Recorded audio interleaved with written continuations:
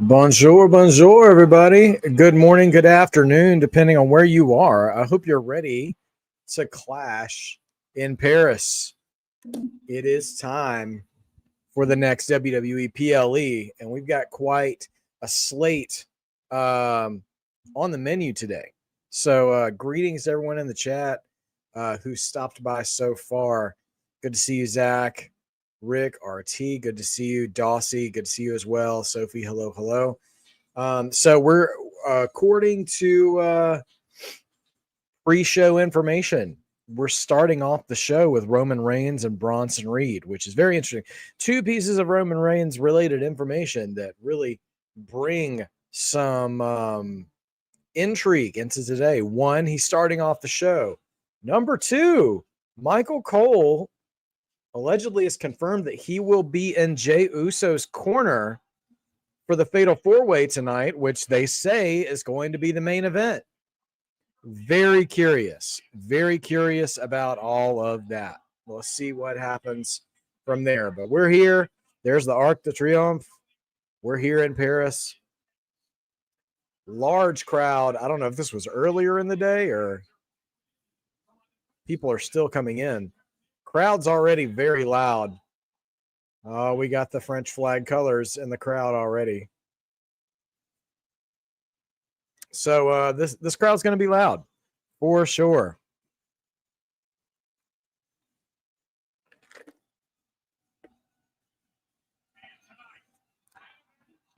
Well, there's Jey Uso.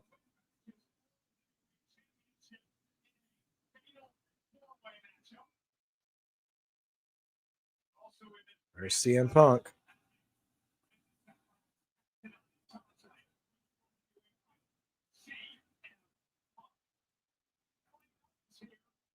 There's LA Knight.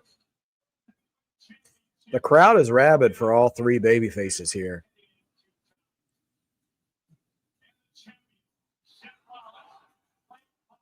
And Braun Breaker is here, along with, of course, the rest of the Vision. So they're all in the house.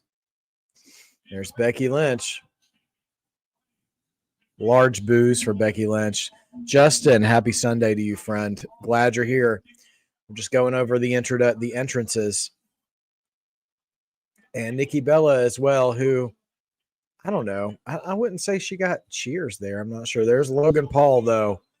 The loudest boos of anyone so far belong to Logan Paul. I wonder if they'll show John Cena arriving. It doesn't look like they're going to.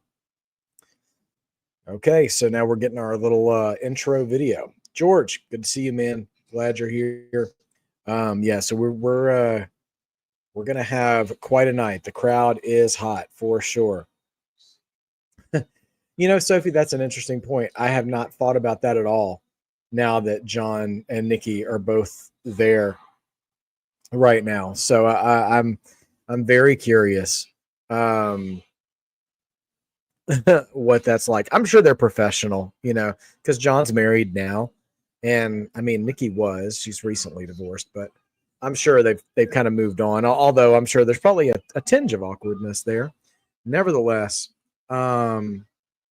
Justin asked, "What match am I looking forward to seeing?" Well, I gotta say, I'm a little surprised at how interested I am in the Wyatt 6 Street Profits match. I'm very I'm very interested in that. Also, now that I know that Roman is going to be ringside for the Fatal 4-Way match, I'm far more interested in that than I was before. I mean, I like the work of all four of those guys in that match, but I assumed it was an open and shut case that Seth was retaining, just because Seth is kind of the A story on Raw right now. So, you know, is what it is. Now, George asked about predictions. Yes. All right. So we had our prediction show yesterday, and I will I'll walk us through the predictions match by match just to let you guys know where we are, so that way you guys can share your predictions as well as we go through the night or the day. Sorry, I'm going to be getting my night and day stuff really mixed up because it's on the other side of the world. But yeah, so here's who I've picked so far, though. I picked the Wyatts to retain. I picked Becky Lynch to retain. I picked Sheamus to beat Rusev. I picked Bronson Reed to beat Roman Reigns.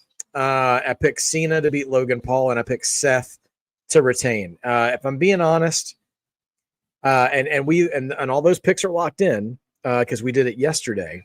But with the news today, I feel a little nervous about my Bronson Reed pick and honestly my Seth Rollins pick. Now, the rest of them I still feel pretty good about, but we'll see. We'll see what happens. You never know. As the he who shall not be named always used to say, anything can happen in the WWE.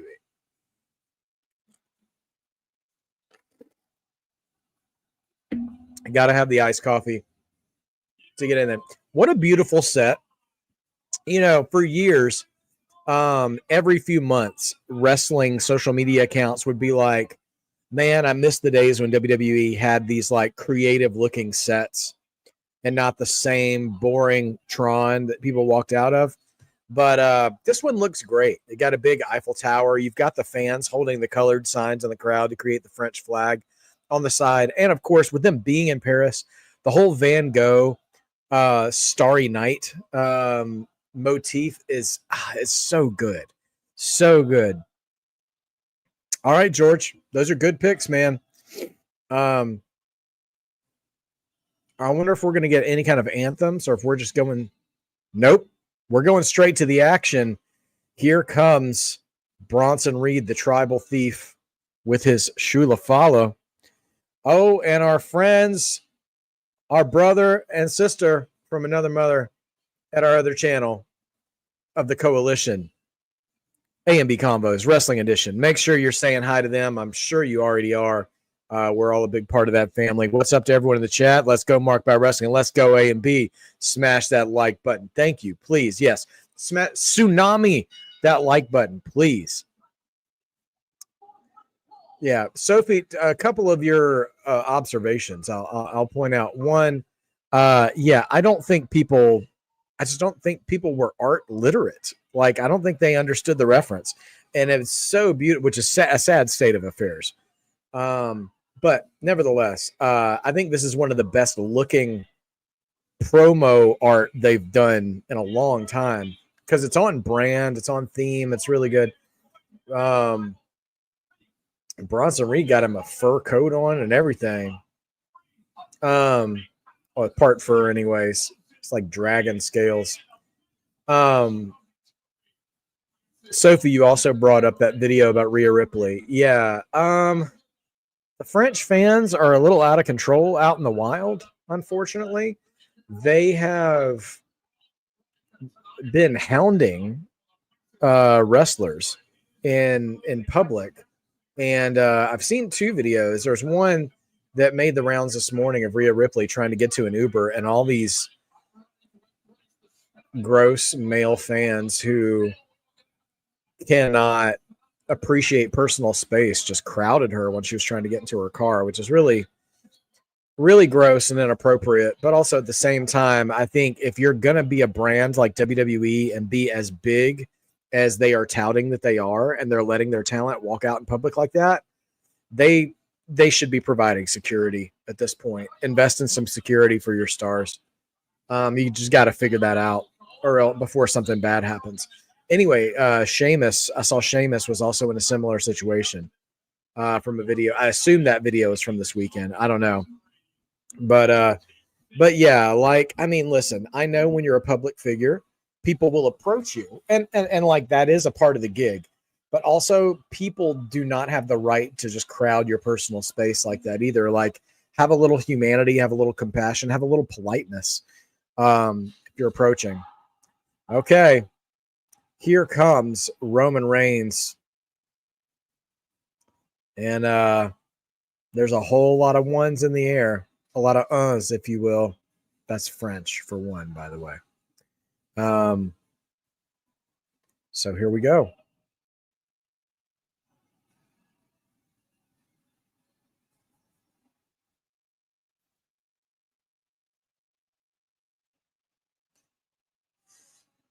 I'll tell you what, man, it's a whole different vibe. Roman just coming out by himself. He's got a red and a black Lulafala on tonight. That's interesting. Maybe he's been doing that. I haven't noticed that though before, the black one.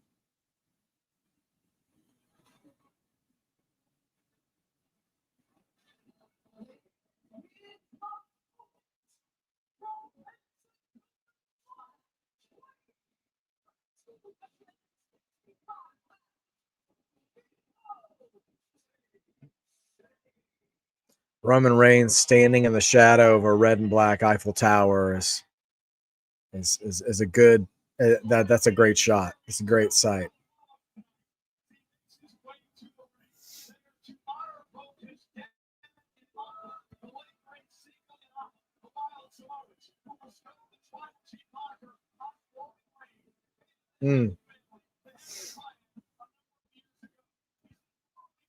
A little Spider-Man coated.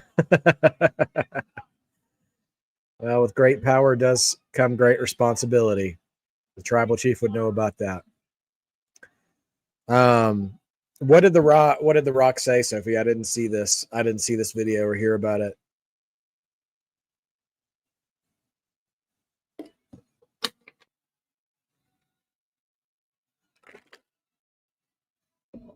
Honestly, Justin, a shot to the head with the shoes would be fantastic.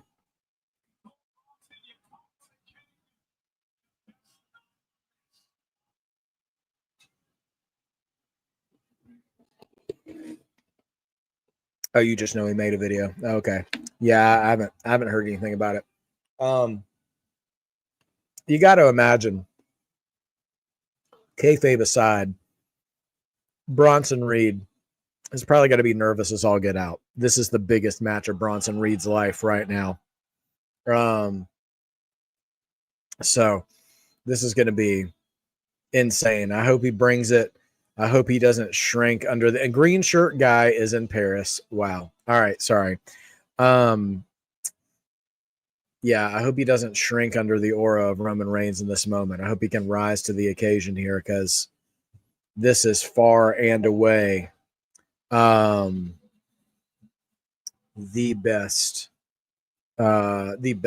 biggest match of of Bronson's career. Yeah, no, I need to make friends with green shirt guy for sure.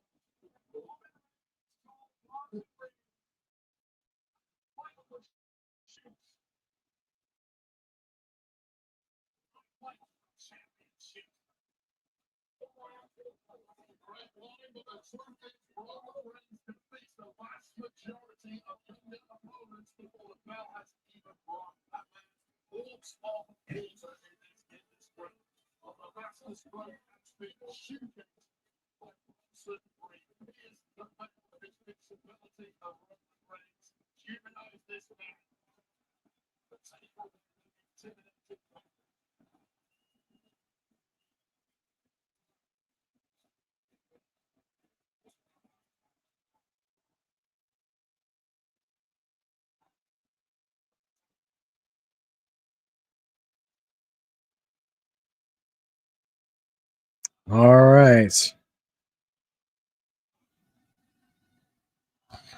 Crowd is loud, proud, and behind Roman Reigns. Okay. Yeah. What? Think of the shoes. Where will the shoes be after this match? All right. I have picked Bronson Reed for this match, but we'll see what happens. I picked it yesterday. We didn't know the match order. The bell is rung, and now it's time to fight. It's interesting. I can't remember the last time I saw Roman Reigns in a one-on-one match where he didn't get the personal ring announcing right before the match showed.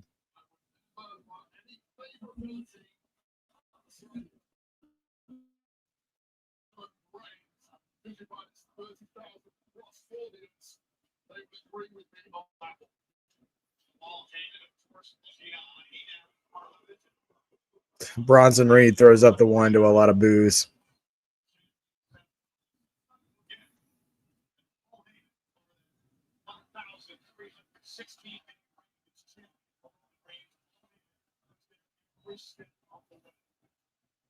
Yeah, this crowd is hot, man. They haven't done anything yet.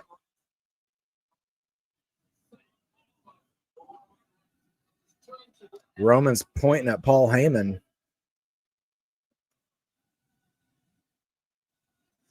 We're going to hear that singing chant so many times today. I admire the passion and the energy and the enthusiasm, but this chant has gotten kind of stale for me already. I mean, they've been doing it for a year now.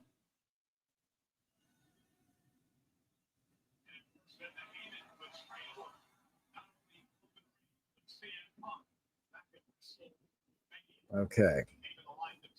Again, they have not even touched yet. How many tsunamis, man? I think we get two tsunamis.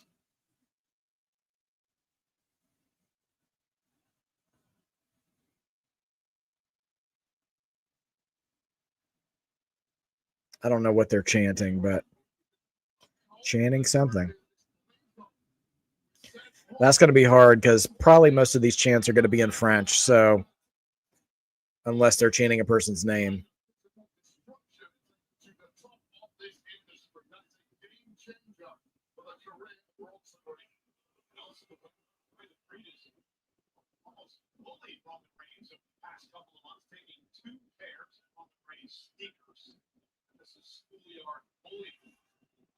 How many tsunamis do you think we're going to see, Justin?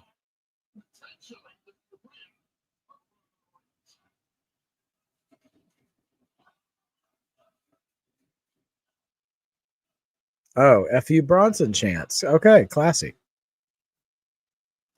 I don't know how long the actual action in this match will be, but my goodness, as the kids call it, aura farming has been adding to the time of this match already. We've had one lock. This is our second lockup, and now we're in a headlock, and finally some physicality is happening.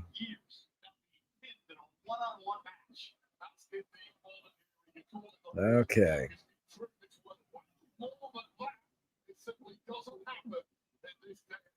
Roman's going to have a hard time getting Bronson off his feet, apparently.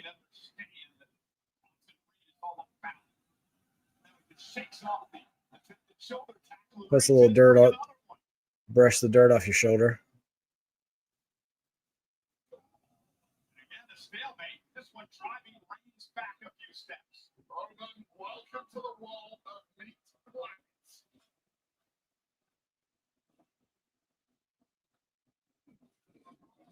Four tsunamis. Hey, okay. How many spears?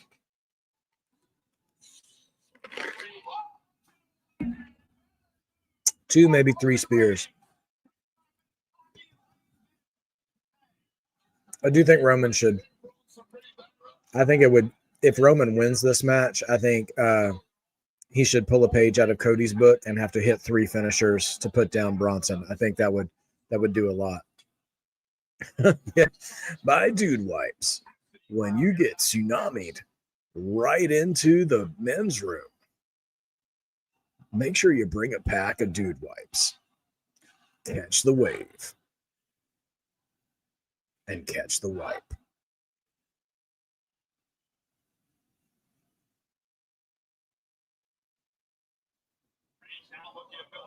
Oh, I think he was thinking a Superman punch, but nope.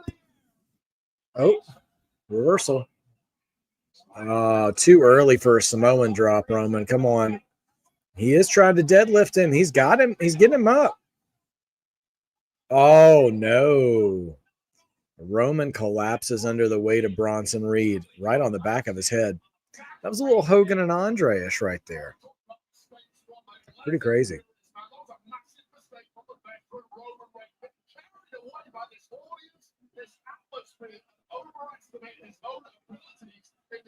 Okay.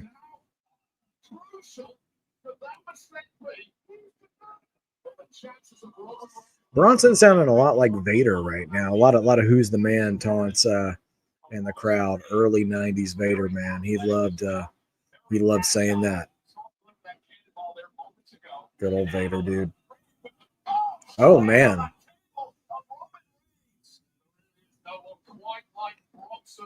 Slams Roman right on top of the announce table.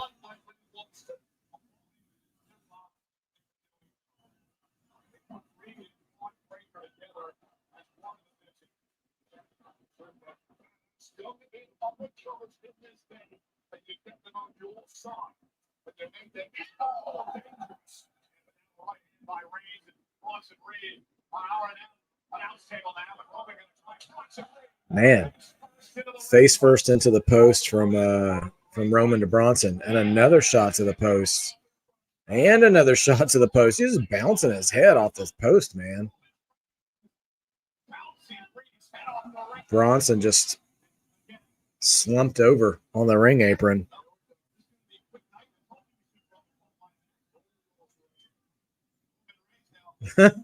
Michael Cole talking about the announce table getting destroyed. It's like, I told you we should have brought the coal mine back.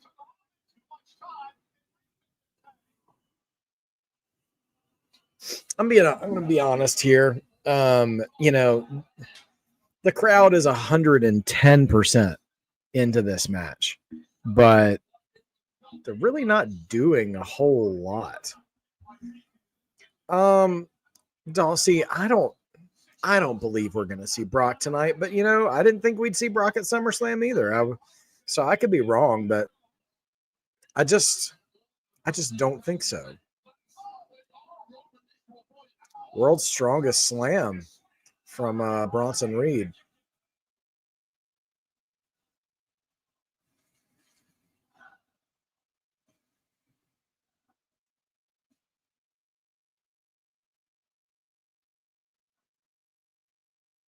Again, raucous crowd. They're into everything.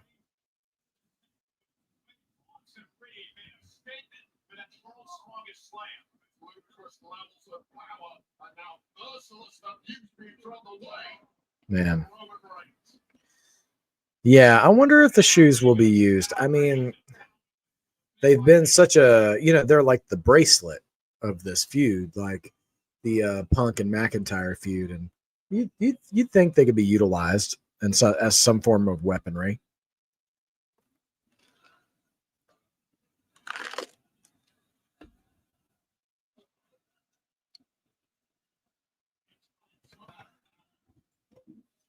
Bronson pretty much in control here.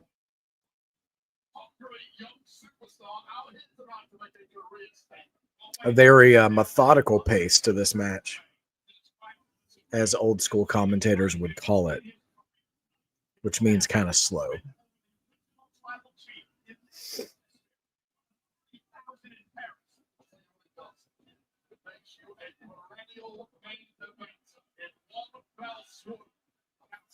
Now Bronson just standing on Roman's chest. Ooh. Oh, goodness gracious.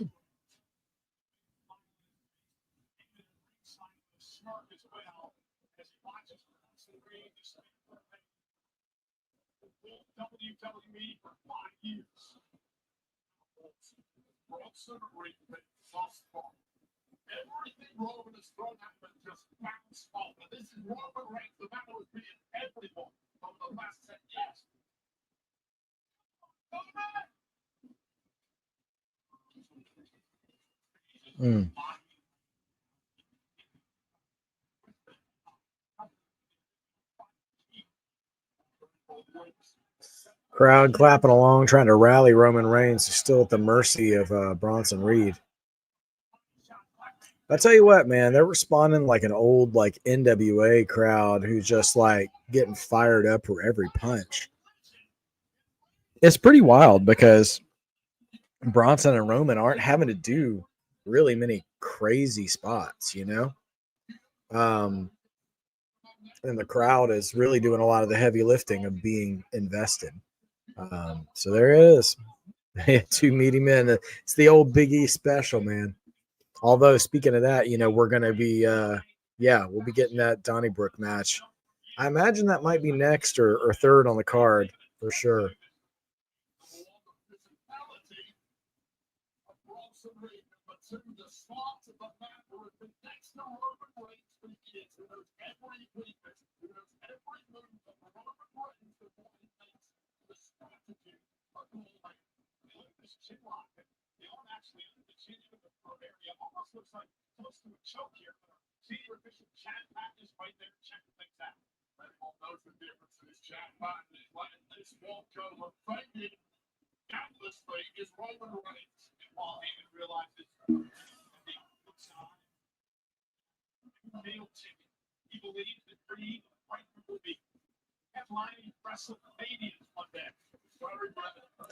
I think they're chanting, "Let's go, Roman." Very old school hero versus giant type match here.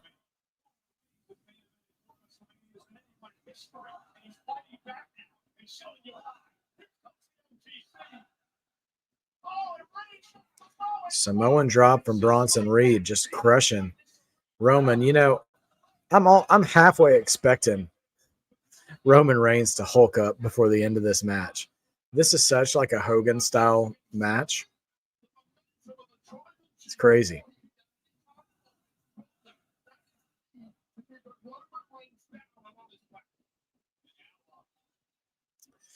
Well, this is also the first show this year that Cena's not the champion either. Like, he was in the Royal Rumble, of course, and he was in the Elimination Chamber match. Those were both multi-man matches, but all of the singles matches that he was the main event of, he was the world champion, and now he's not. So it makes sense that he wouldn't be in the main event, even though I thought that he should anyways.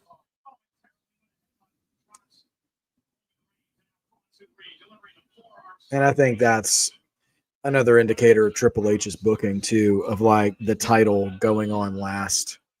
Let's try to elevate the world titles.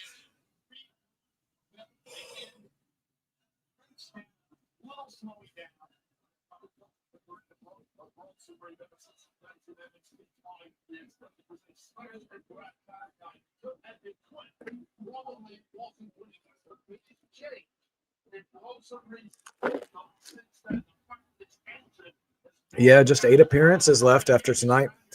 I kind of hope they put him in War Games.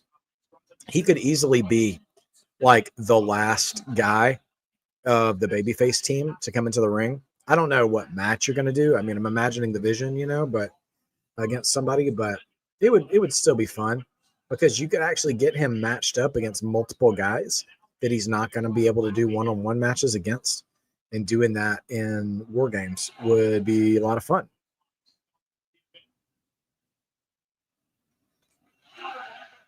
I'm not sure that Roman has yet knocked Bronson Reed off his feet yet.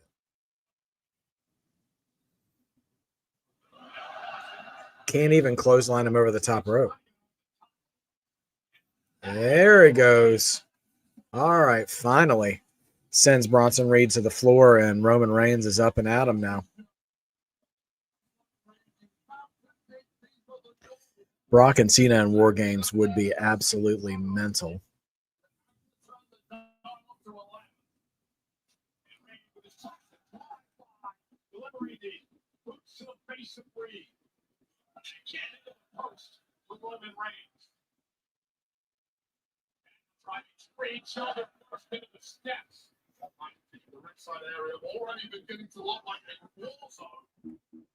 Paul Barber with Irwin.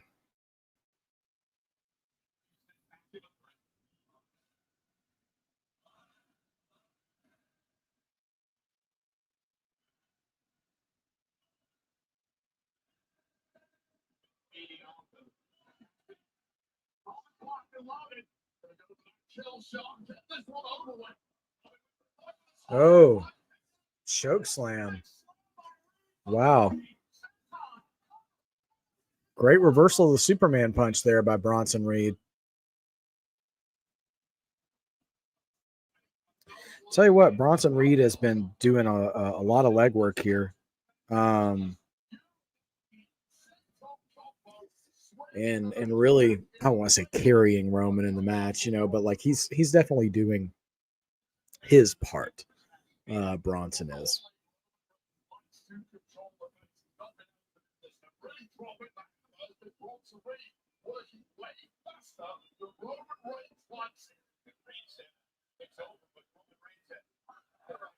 Fireman's carry by Bronson Reed, but Roman's trying to elbow his way out of it.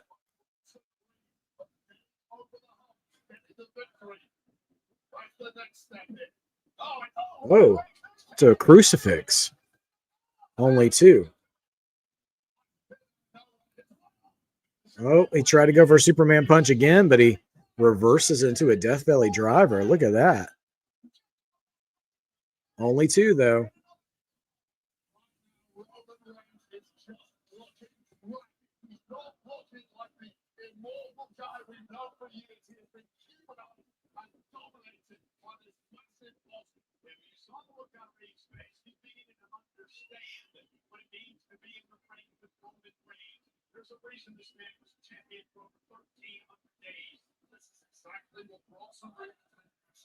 We're going for a pile driver here? Oh, man. Is he getting the Batista bomb?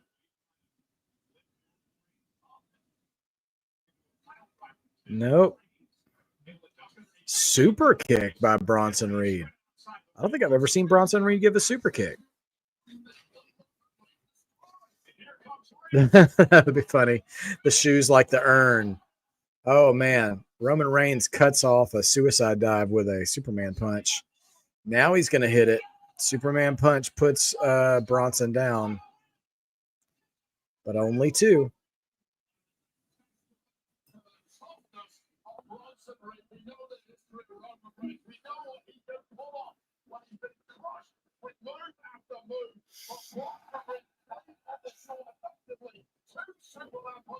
Man, it's a big crowd here in Paris. And they're full of energy. I'll give them that. Full of energy here at Clash in Paris.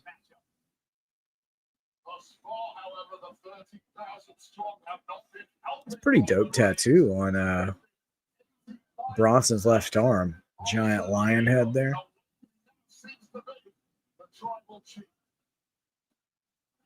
All right, they're singing something in the crowd. Okay, Roman is hulking up here. He's tribal chiefing up. Is he going to go for the spear? Let's see what we got.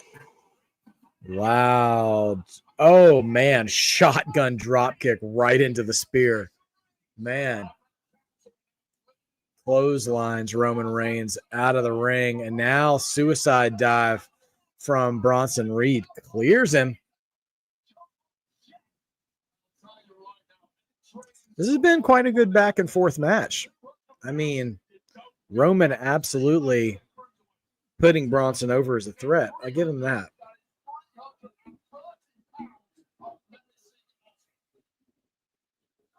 I think we're getting This Is Awesome chance from Paris.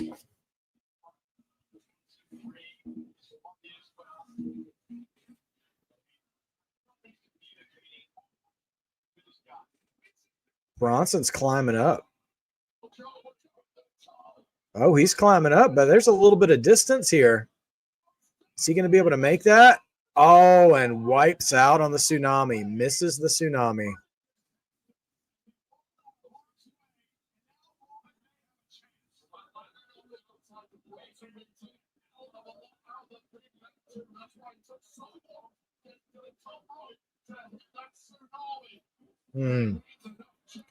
Now Roman's getting amped up. Spear. Oh, no. He caught him. And Batista bomb. Only 2.9. I'll tell you what, Bronson Reed is getting a lot of reversals here. Yeah, Justin, it was a little bit like a Claymore. earlier. I said shotgun drop kick, but kind of a similar thing.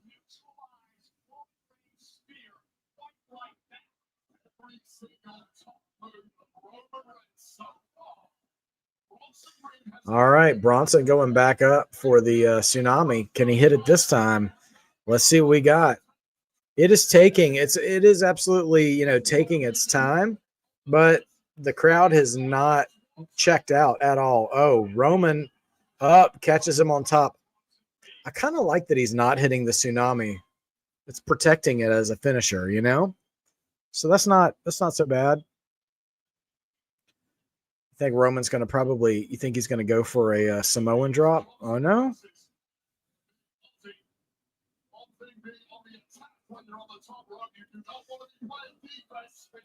Superplex incoming.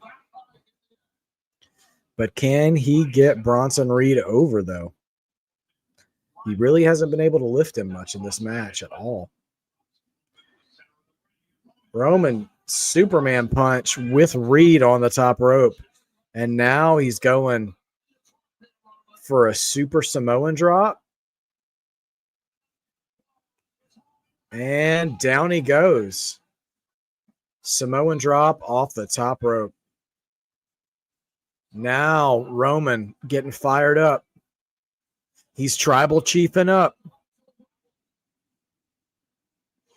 Here comes the spear. And he hits it this time. One spear. And there it is. Roman Reigns, first off, wins our opening contest. And hopping over to the predictions. Everybody, myself, A and B, all missed that one. I told you guys at the beginning of the broadcast, once we got the word that this was opening the show, that I didn't feel comfortable about my pick anymore. But the picks are locked in. What can I say? You lock them in and you hope for the best. But Roman Reigns gives the crowd a thrill in the opening of the show. And I will say this. You're going to hear people say Bronson needed that win more. And I'm not going to argue with them. I think Bronson winning that match would have done more for him. But listen to this. Bronson Reed did not hit a tsunami in that match. He missed the first one, and he got, neutralized on the second one. So his finish is still protected. So if you get hit with the tsunami, you're still a dead man in this industry. And it took a lot of heavy lifting, no pun intended. Well, pun fully intended, for Roman to get one over on Bronson Reed. Bronson Reed reversed the spear and the Superman punch 2 or 3 times each. And eventually Roman just got over. And Roman is now coming back into the ring, and Bronson is still laid out. And Paul Heyman does not know that Roman is back in the ring. Heyman seems to sense this is a problem. I think he's going to get his shoes back, dude.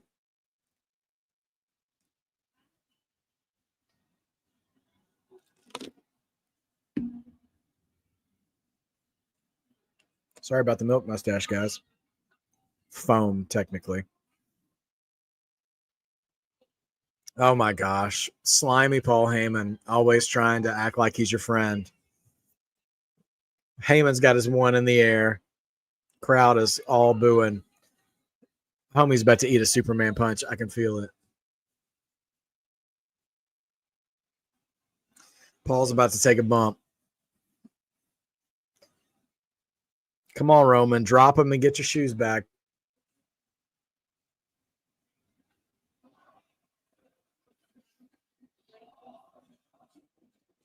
Oh, Heyman is offering the shoes back.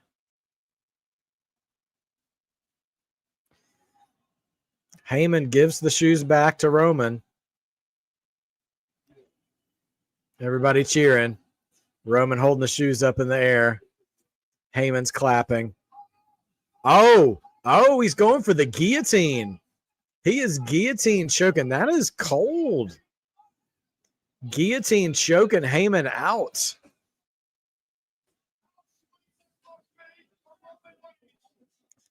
Heyman tapped immediately, but now he just went to sleep. Okay. No spear, no Superman punch, just put him to sleep. And now he's taking his shoes back.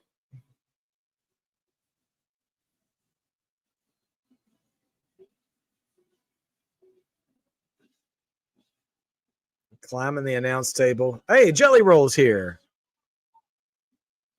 Jelly Roll's standing right behind Michael Cole and Wade Barrett. They flew Jelly Roll out to France. To pants. What am I doing? Oh, he's having somebody's cutting. Oh, they're cutting the laces or cutting the strings from it. What is he? Did he just autograph the shoes? Oh my gosh, he's going to throw those shoes into the crowd.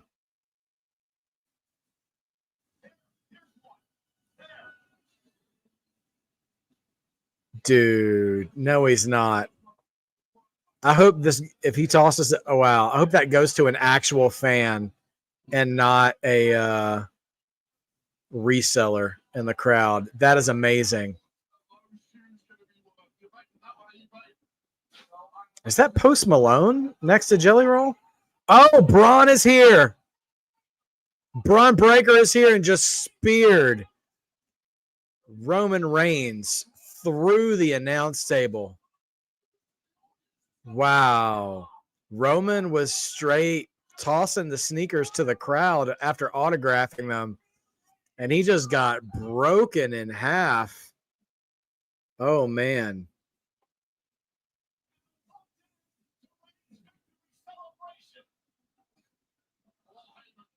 Well, that just let all the air out of the room there.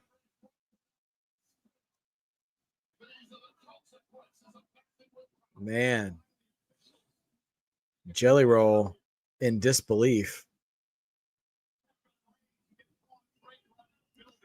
Man, what a shot.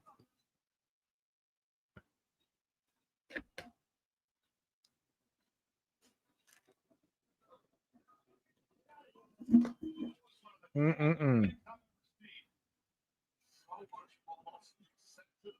this whole crowd is just deflated now. They're not even booing. They're just quiet. OTC chants now.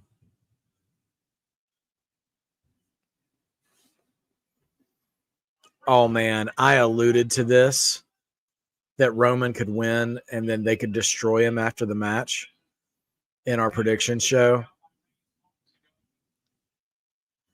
But I'm sitting here wondering, now that they're helping him up, Bronson Reed's back on his feet now. Could he get tsunami'd? Roman needs to get out of there now. He is prone. He is broken. And Braun and Bronson are both fully awake and mobile.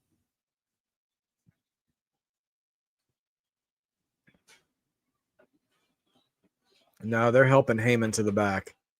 Okay. And Bronson's still selling the beating for the match. So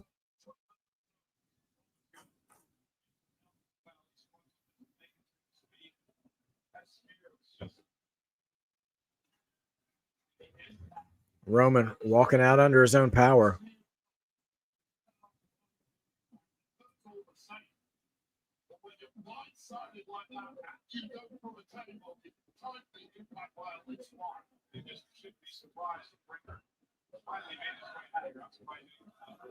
Somebody's got an Iron Sheik camel clutch shirt in the front row. That's pretty awesome. The Roman Reigns chants are going on. Yeah, I mean, will we see Roman needs some dude wipes? Roman looks like he slid into first and felt something burst. Needs some dude wipes.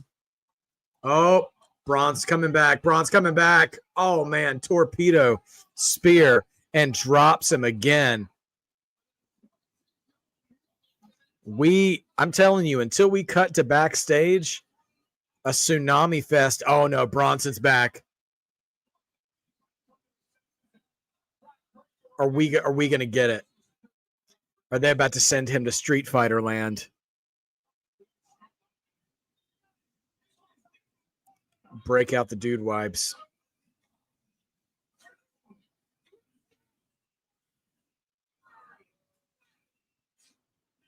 You say, are you willing to die for this? Oh, no. Bronson's got him. Bronson's got him. You know what's coming next. Oh, Justin, you're right. Break out the dude wipes, dude. This is not good. This is not good. We know what's coming, and nobody is here helping them. No one. Crowd is yeeting, but Jay's not coming. Tsunami, there it is. After the match, I called this yesterday as a possibility that Roman could win and Bronson would get his pound of flesh after the match. I know. Braun got a little Bobby Boucher in him. Bronzy Boucher, if you will. Adam Pearce is out here. Jason Jordan trying to get people to leave, but F you Bronson chance. Well, only one tsunami, but Roman absolutely crushed. But he took 2 spears from Braun Breaker as well.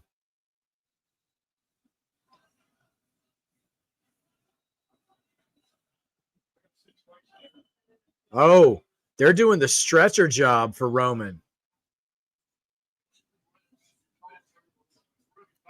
Yeah, they're doing a full-on stretcher job for Roman Reigns in the opening match. So Roman still wins the match, but he loses the war, as they used to say. Yeah, so he'll be taken to his local Street Fighter medical facility and be back in a few months, probably. Yes. No, Colonel Sanders, you're wrong. Are they strapping it? Are they strapping his arms in too? They're clapping. This is so weird. Are they going to put him in the neck brace too? I tell you what, man, whenever I see a wrestler gets kayfabe stretchered like this, I get a little nervous because I remember the time, I think it was the Big Show, grabbed Rey Mysterio when he was, oh my gosh, Bronson's coming back. Bronson's coming back while he's on the stretcher. This is amazing. Oh, this is great. Oh my gosh, he's tied to the stretcher. He can't move. Oh man, what a spot. I give WWE credit, man.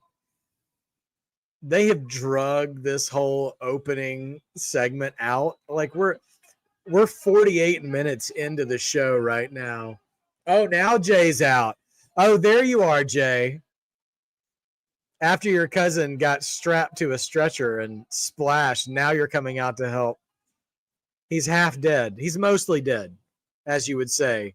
And family does not come first, Michael Cole. He'd have been out here way earlier. Oh, my gosh. I cannot believe they had Jay come out. Jay should not have come out. He's got a world title match later, and now he's inserted himself into that. Now Jay ate a spear.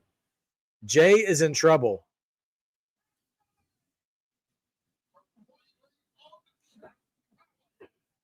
This whole first match segment, excuse me, is going to eat up the first hour.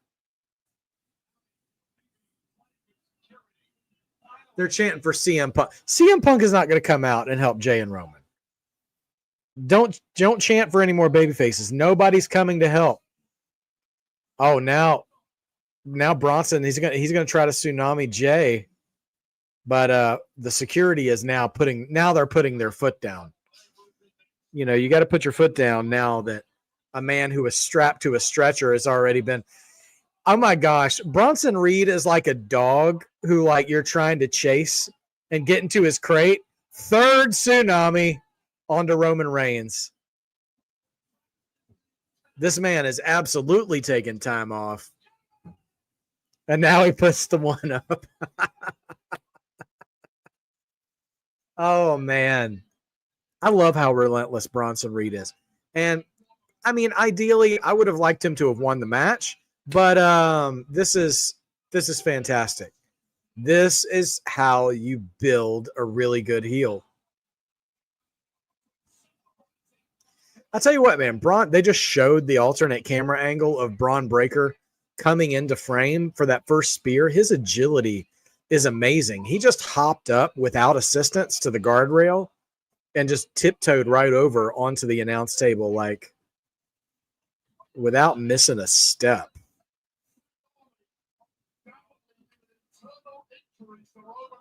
Man. Well, Jay can't be at 100% now. And Roman's done. He'll be back later in the year or early next year. Bronson's still. Are we going to get a fourth? He's got that look in his eyes like he's not done. Every time they restabilize him on the backboard on the stretcher, he runs back and gives him another tsunami.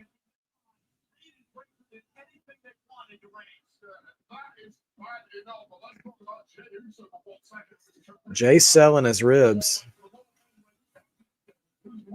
More applause now as they're going to start wheeling out Roman Reigns.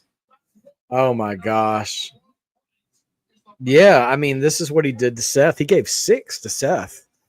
And I think we've only got 3 on Roman so far.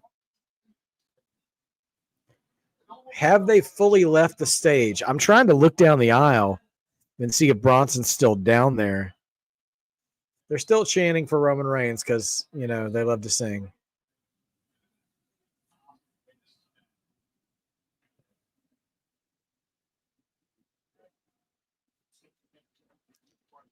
Man. What an opening hour to Clash in Paris. I don't think Roman should try to be in Jay's corner after this, because at this point, he's going to be a liability if he does try to do it. He's not going to be a help.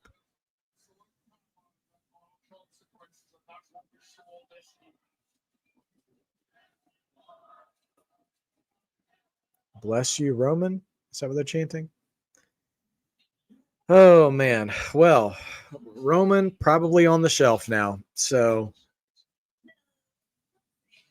well, I mean, he's just taking some PTO. Just going to go on vacation, going to go film a movie. Yeah, well, Becky ain't here. Anyway, so, yeah. Roman got his guts rearranged by 3 tsunamis. And now we'll see what happens. Now we're seeing a WrestlePalooza Saturday, September 20th at 4 o'clock. That's going to be a very, very stacked PLE, given that it's the first one to be broadcast on ESPN as well. So on the ESPN app, I should say.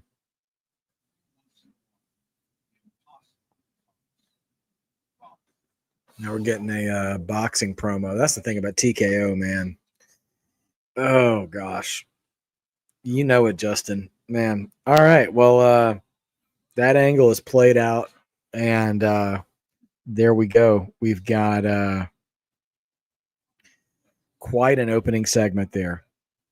So there we are. Craziness.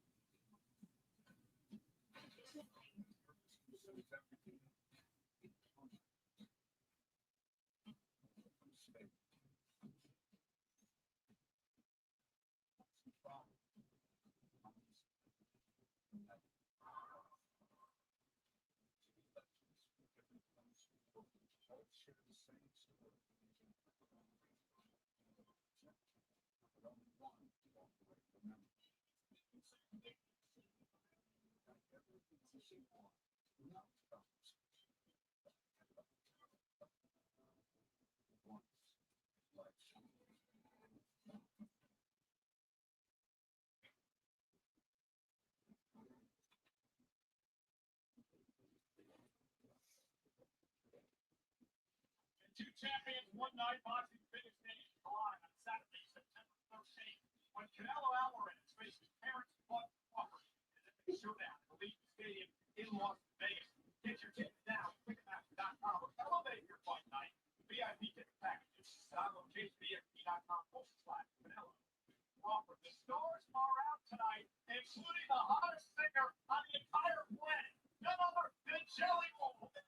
Jelly Roll is here.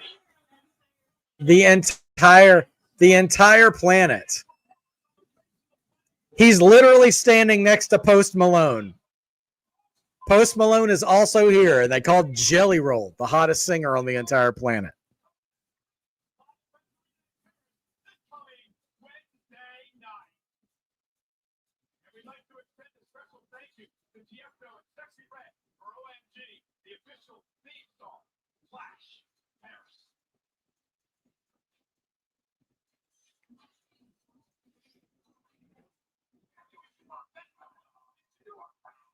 Okay.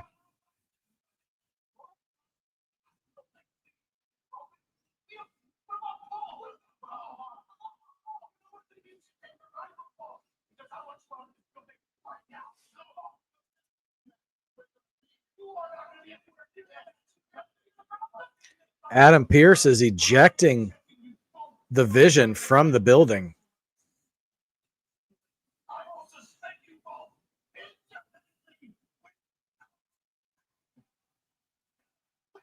Adam Pearce finding his backbone here. There we go.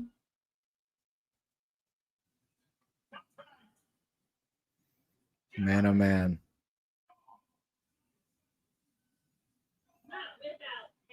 Without pay.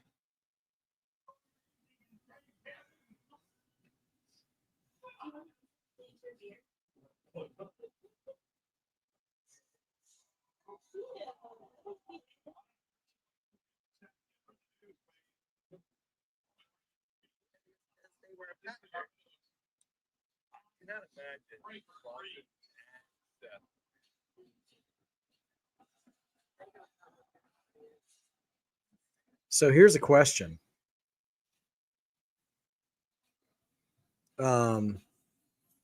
Look at the Street Profits. Oh, they're doing video game costumes again. Come on. No. Yes. The Street Profits are dressed like Borderlands characters. I didn't even know this was a. I seriously at first thought it was a tag team from AAA until I saw BFAB there. It's time for the tag title match, though. And just to bring you guys up to speed on predictions, A and B both predicted the Street Profits would win. I'm predicting the Wyatts to win this match. But, oh, boy.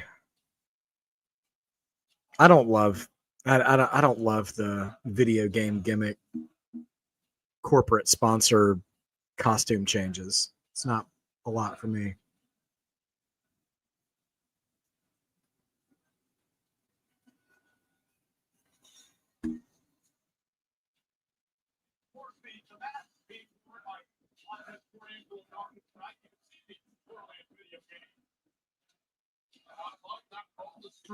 Crowd is here for the Street Profits, though. This is so weird.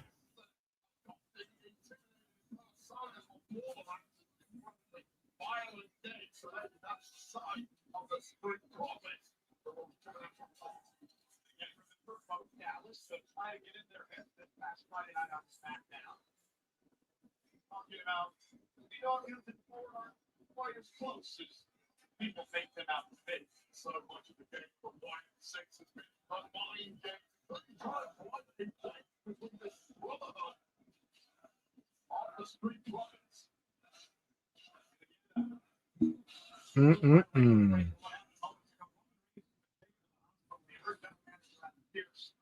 Say that Breaker and Reed kicked out of the building. If they return, they'll be suspended without pay if they come back.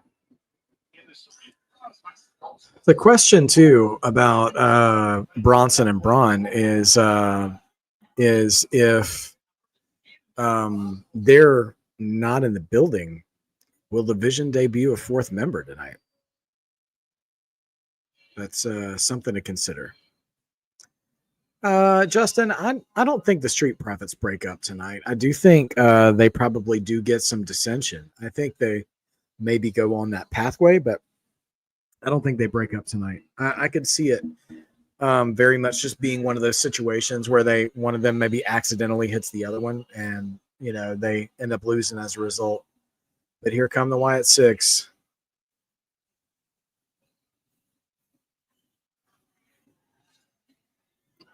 And it is Dexter Lumis and Joe Gacy.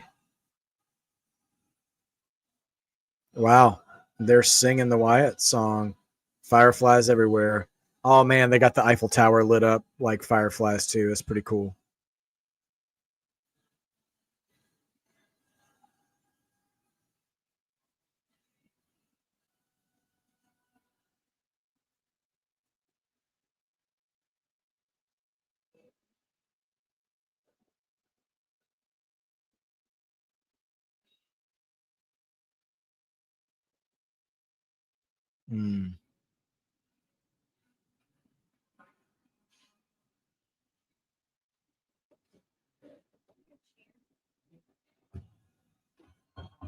Okay.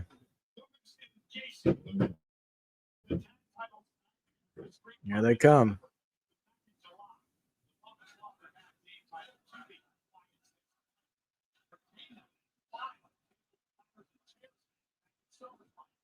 All right. Yeah, I think you would be proud, Justin. Absolutely. Absolutely.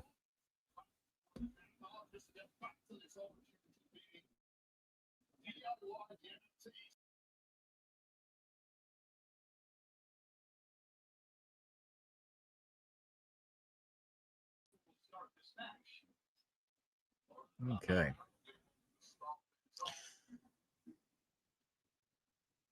Dawkins, I think, saying he wants to start the match.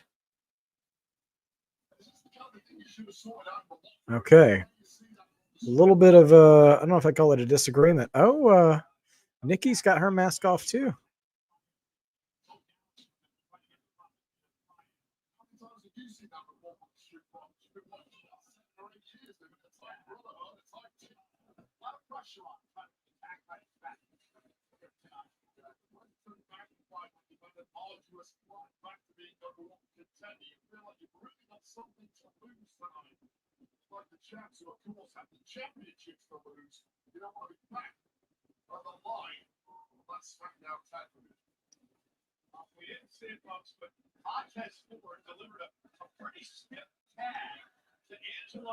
Huh. All right. Well, they're already playing up dissension between the Street Profits, but I don't know if they're just playing it up or for the Wyatts or what.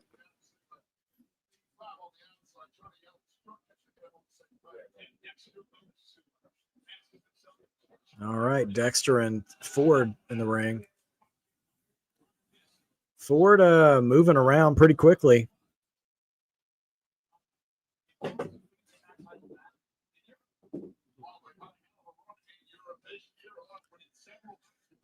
Justin, I mean, I guess the Wyatts are supposed to be the heels here. I mean, but it's Paris and everybody's getting cheered, so it just is what it is. But I mean, conventionally speaking, the Wyatts would be the heels in this scenario.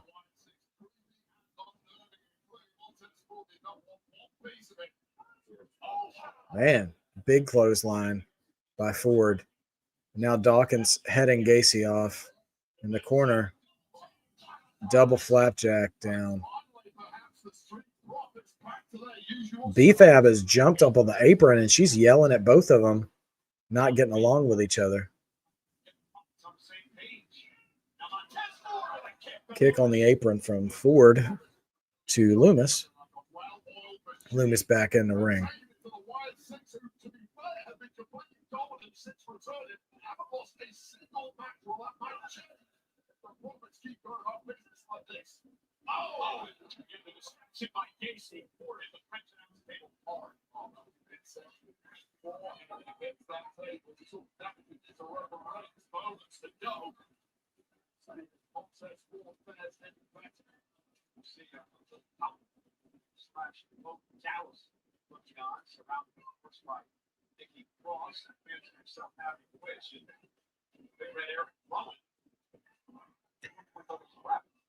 Now Ford being worked over in the corner by Gacy. You know, that first match was like almost a whole hour between match and Angle after the match. That I feel like this match maybe should be moving a little faster. I mean, the crowd is still loud and stuff, but I don't know, man. It just feels still a little slower paced. You know what I mean? It's kind of a death slot, the second match of the night in a lot of shows. I've heard people say that before, but here, you know, the crowd was so hot and they did so much storytelling, probably writing Roman off TV, banning the Vision from the main event, threatening, you know, to suspend them indefinitely without pay. This match really should have really came out hot, and the Street Profits come out with these video game costumes, and then and now it just kind of feels like a SmackDown match right now. Hopefully it gets amped up a little bit.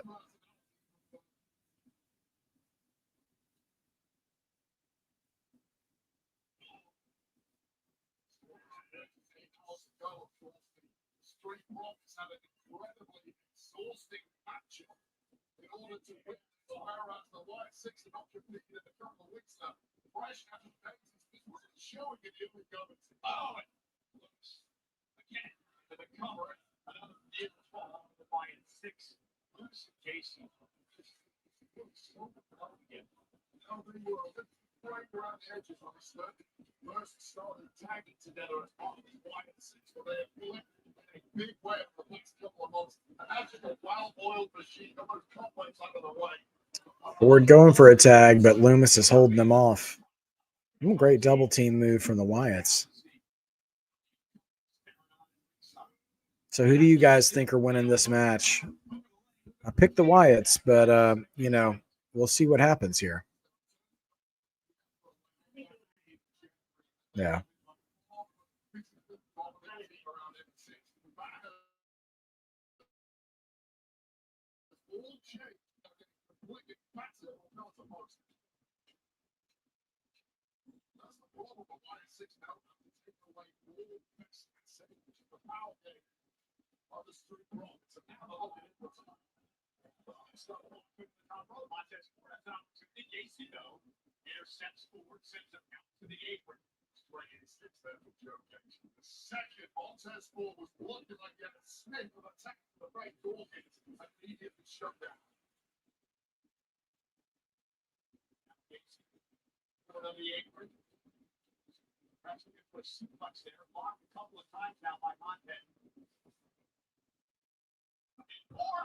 Oh gosh.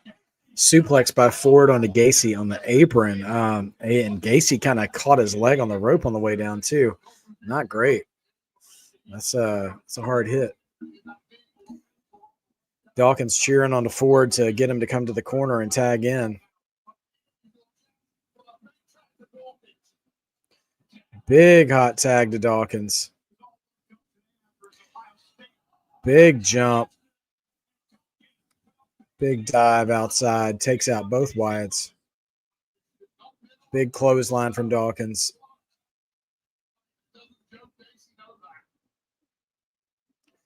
Reversal into the ropes. Nope. Leapfrog. Jumping corkscrew elbow by Dawkins. Another flapjack from Dawkins to Loomis. Corkscrew splash in the corner. And an enziguri. A lot of high energy from Dawkins here.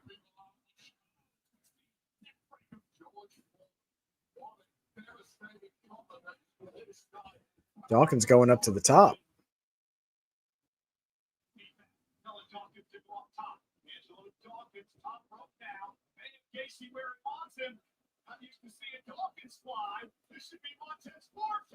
Man, Swanton from Dawkins. Only 2.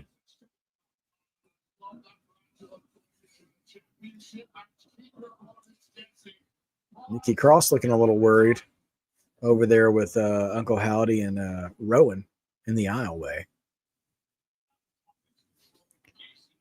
I agree, Sophie. If the Street Profits break up, I don't see high hopes for Dawkins as a single.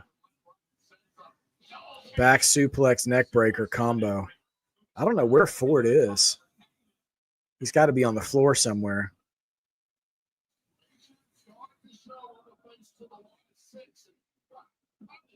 There's Ford climbing back up to the apron.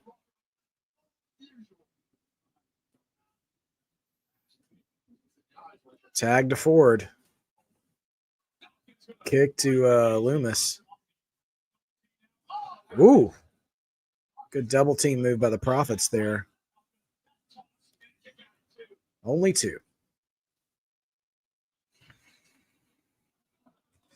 Sophie, when you say that, do you just mean like that Dawkins will like fade into obscurity, or do you think neither one of them will do much? Because I mean, Otis is still with the company, but he was never really the same after Heavy Machinery broke up. He had a little bit of a push at first, but then kind of faded away. Or do you just mean that about Dawkins? I'm curious. Sophie, I know sometimes you and I don't agree, but I think Dawkins deserves better. I think he has potential as a singles, but I just don't know if he'll get there. It's so competitive. And Ford really does, I don't know, have more immediate upside. So I hope that doesn't happen, but we'll see. Gacy trying to go for a superplex on Ford right now. And Dawkins makes a blind tag. And now he's got Gacy on his shoulders. We're about to have a doomsday blockbuster here. Ford up top. Doomsday blockbuster. Dawkins going for the pin. But Loomis breaks it up at the last second. Gotcha, Sophie. Yeah, no, I could see you being right about that. He is, in the old days, you'd call him the Marty Jannetty of the group. Gacy trying for a roll up on Dawkins now. Only 2. Spinning elbow. Oh, sky high. Now tag Ford. Ford going to hit that frog splash. Oh, nobody home. Tags into Loomis. He's got Loomis on his shoulders. And, oh, man. Death Valley Drivers Loomis onto Ford. Oh, man. And Dawkins gave a Northern Lights suplex to Gacy onto Loomis to break up the pin when Gacy was trying to like front face lock him.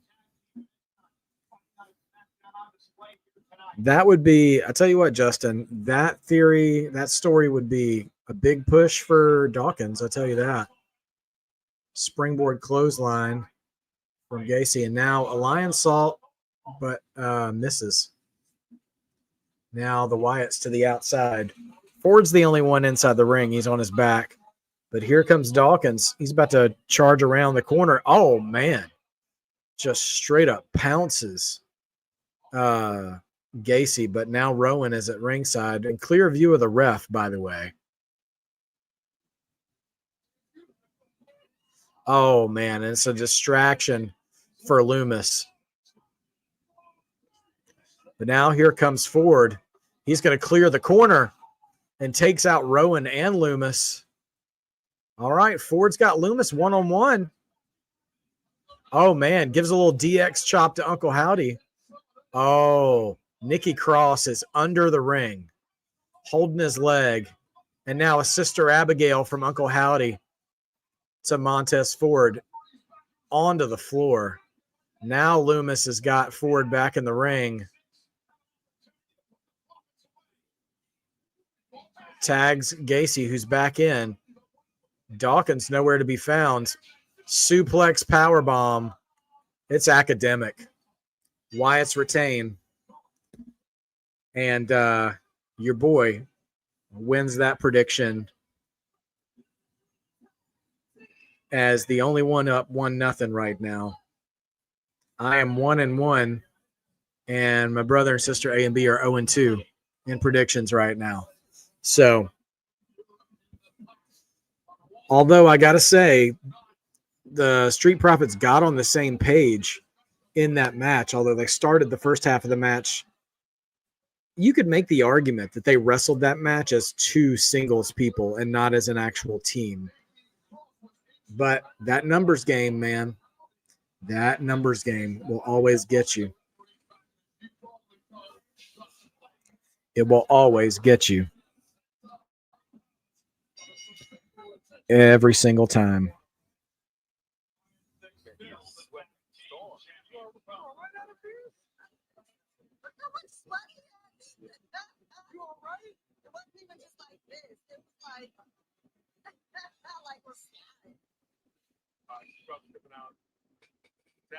Okay, now we've got an ad.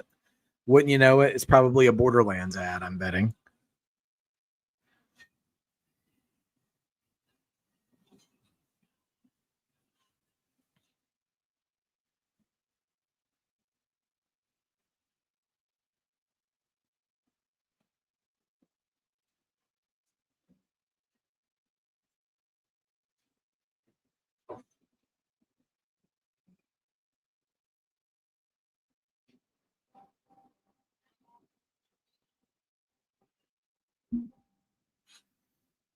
Okay. So here we are, WWE shop.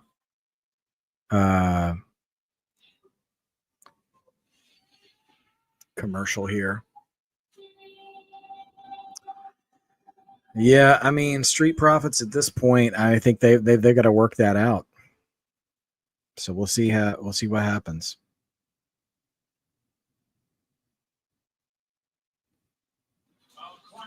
Somebody's going to get some gold today.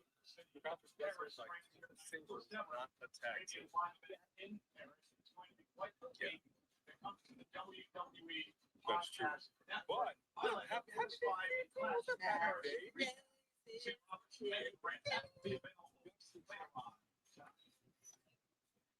all right. All right. I guess we get the man next. Becky Lynch versus Nikki Bella. Good for you, Sophie. 2-0. I've got Becky for this match. And ironically, me and A both picked Becky, but Becky picked Nikki. So we'll see in this match. I mean, that'll give us, it'll be telling about what's to come for Nikki Bella in her time in WWE since she's returned as a legend. And maybe what's next for Becky Lynch, too. Will she continue to be selling this? And also, now's the time for us to discover, is Bayley here? Or will she have any kind of impact on this title scene?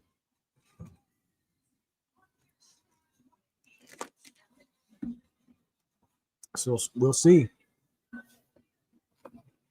We'll see what comes here. I got to say, aside from Chelsea Green, Becky Lynch has done the best job with these women mid-card titles since they debuted. I think Chelsea Green did a great job with the brief time she had the U.S. title, but they took it off her way too fast. Now, let's see. Do I think Natty gets involved in this match? That's a good question, Justin. I don't think so. At some point, the main roster, the actual WWE creative, is going to have to see the value that Natalya has as the Natty character, as she's really only gotten the opportunity to bring that to all the other companies and territories, if you will, that WWE utilizes, like NXT, like TNA, like AAA. But they don't blood sport even. Like they don't let her do this on the main roster, which is a real shame. Because I would love to see that natty get a little feud with Becky Lynch. But I don't know. I don't have a lot of faith in the main roster WWE creative to tap into that version of Natty. But we'll see.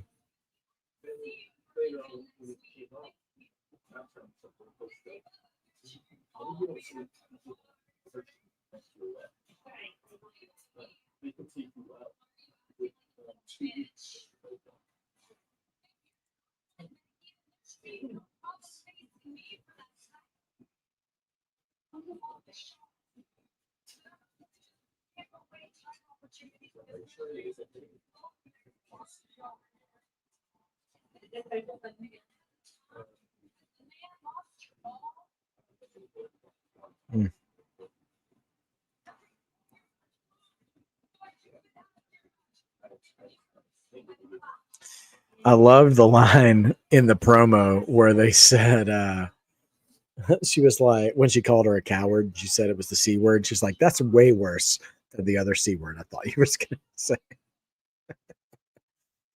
Oh, my.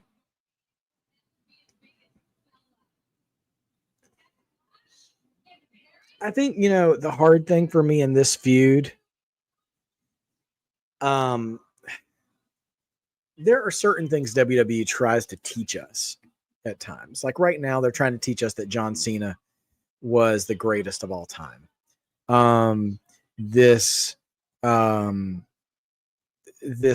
era is trying to teach us that Nikki Bella was a trendsetter. And that neither of those things are true. Like John Cena was the face of the company. And that is an accolade, by the way. But he was also the face of the company during one of the most criticized eras of WWE. Like when a lot of fans were rebelling against it for going TV PG, which I mean, it wasn't that big of a deal. But it's not true about Nikki either. Like she was actually one thing her and John Cena both have in common is they were the face of a division during the years where the division might have been its most criticized. Because Nikki was the face of the Divas Championship division when they tried to act like women's wrestling was still wrestling, but they were still treating them like eye candy. And so like at least Trish and Lita like worked on actual, putting on actual, good wrestling. And so, and I'm not saying that Nikki's a bad wrestler, but like she was just the face of a division that was that didn't take itself seriously, but in hindsight, they're trying to act like it was. And everyone knows that was watching back then that division didn't turn a corner, ironically, until Becky Lynch showed up. She wasn't the only one who showed up. Becky, Charlotte, Mercedes, Sasha. Well, they all showed up at the same time, is all I'm saying, on the same night. But it's not until Becky's generation came that was, what it was. But I'm not saying anything bad about AJ Lee and Paige. I'm talking about Nikki Bella. Like AJ Lee and Paige. No, Emma didn't do anything. Sorry. I mean, Emma wasn't anything to WWE. I'm not saying she's a bad wrestler either, but she didn't make a dent in WWE. And AJ Lee and Paige were outliers, and Natalya too. They were outliers when the division was about the Nikki and Brie Bella type of wrestler. But the actual work of being a good pro wrestler and being a woman didn't get normalized until the horsewomen got up to the main roster.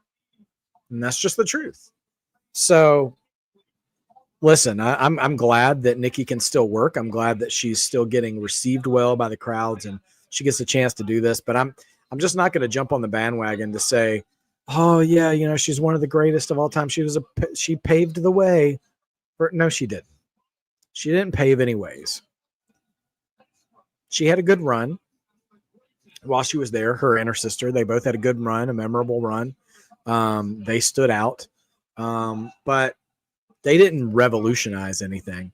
And if Give Divas a Chance is the thing that you go to, then you're saying you revolutionized it by having such a bad product on TV that it made the, and it's not because the wrestling was bad, it's because the booking was bad, but the product was so bad on TV that it caused an outcry from the fans. Like, Give Divas a Chance wasn't really about the wrestlers in the ring. It was about bad decisions by creative and rebellion from the fans. Like, it wasn't like Daniel Bryan, where it's like, here's a wrestler we want to see featured more. It was like, stop having 3-minute women's matches, period. And then a bunch of women who could wrestle for 20 minutes showed up, and women's wrestling changed. Anyway, that's how I feel about that. All right. So yeah, predictions right now. I'm currently 1-1. A and B are both 0-2. That could all change with this match, depending on who wins, Nikki or Becky. So my pick is Becky, which if Becky wins, that would put me at 2-1, A at 1-2, and Becky at 0-3. And then, yeah. But if Nikki wins, Becky would be 1-2, I would be 1-2, and A would be 0-3. So we'll see what happens. Baseball slide misses. You know what? I've never really seen that spot before. Nikki does a best baseball slide and just wipes out on the floor because Becky dodges her. I guess she is a little bit of a trendsetter. I don't know. All right. So, shot to the chest. Crowd has been great tonight. Opening match was on fire. Roman Reigns and Bronson Reed, 45 to 50 minutes between the match and post-match angle that we're going to assume Roman Reigns has probably been written off TV. He just got obliterated by the Vision, who have now been banned from the building for the rest of the night. Tag team match was fine. It felt like a SmackDown match. And the Wyatts retained. And here we are in match 3 of 6 tonight. The Women's Intercontinental title, Becky Lynch versus Nikki Bella. Crowd still going strong.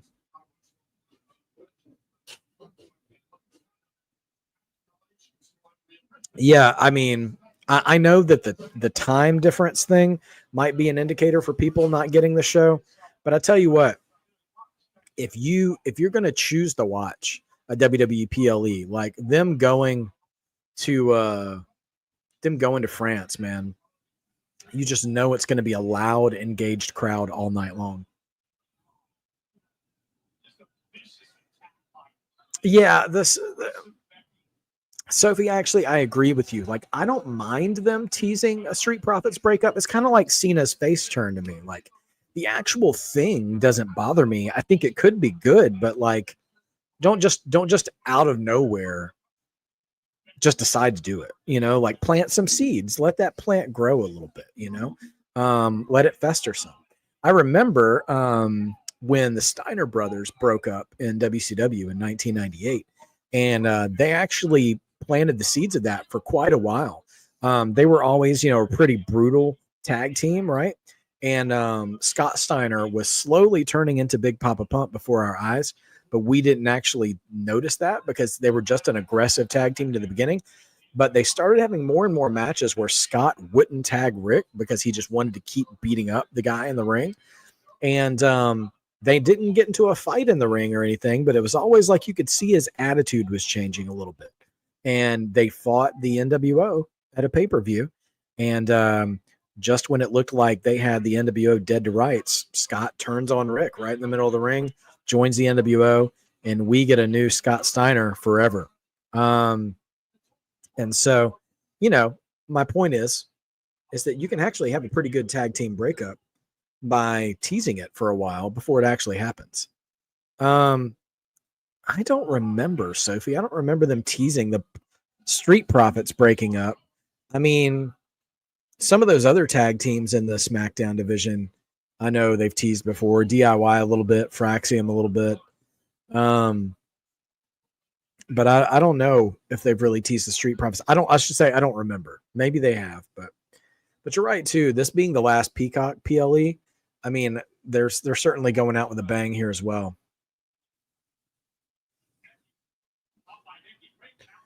All right, Nikki countering Becky here.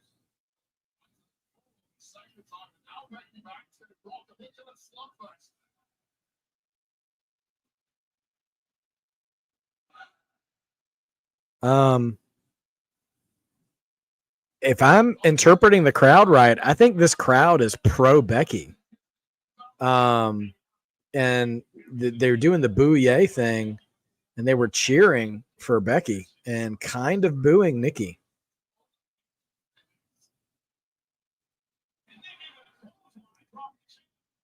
And like, I'm not taking pleasure in them booing Nikki Bella, but I am kind of proud of the WWE Universe for not being gaslit for revisionist history.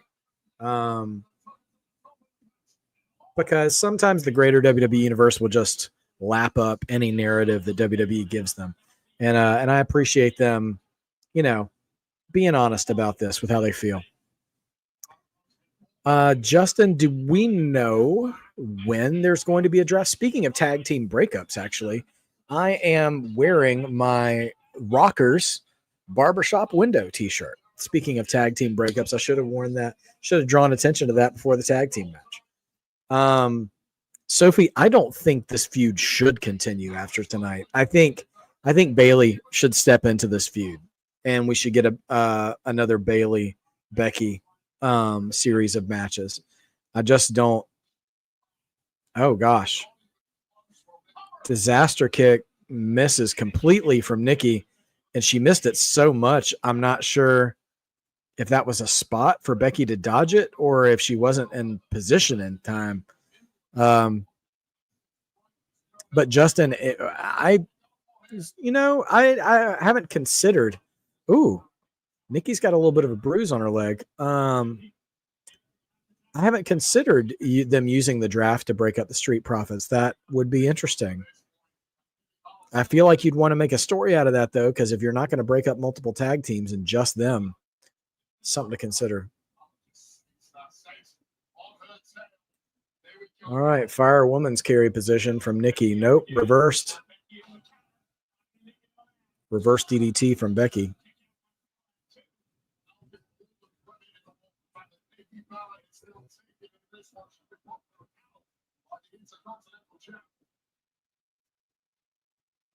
These are the moments that lack of break sharpness really starts to tell in a combatant that Nikki Bella is in the deep water at this point. It's something the fact that she's used to, she's had these reps of blood.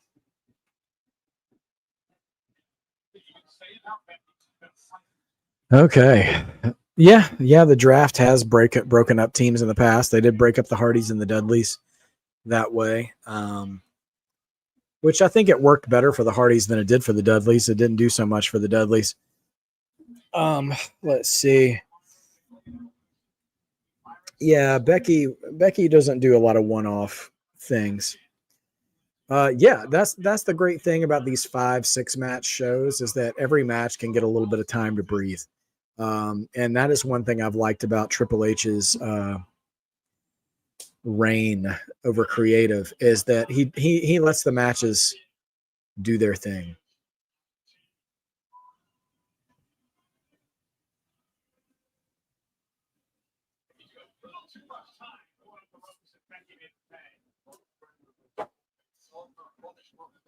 All right, Nikki is up on the top turnbuckle. Becky is climbing up.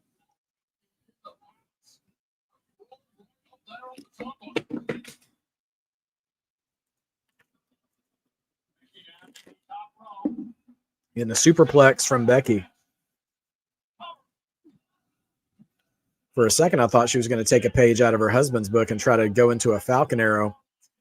Becky went for an armbar, but Nikki doing a good job trying to defend it. But nope, she breaks it out. She's got that armbar in.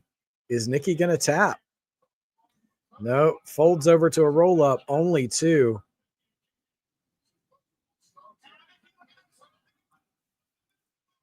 Is that an STF? The fearless lock. I know an STF when I see one. They just don't want to call it that because it used to belong to her ex. Becky going for a disarmer. Now rolls over, trying to gain position. Electric chair. Electric chair drop from Nikki Bella.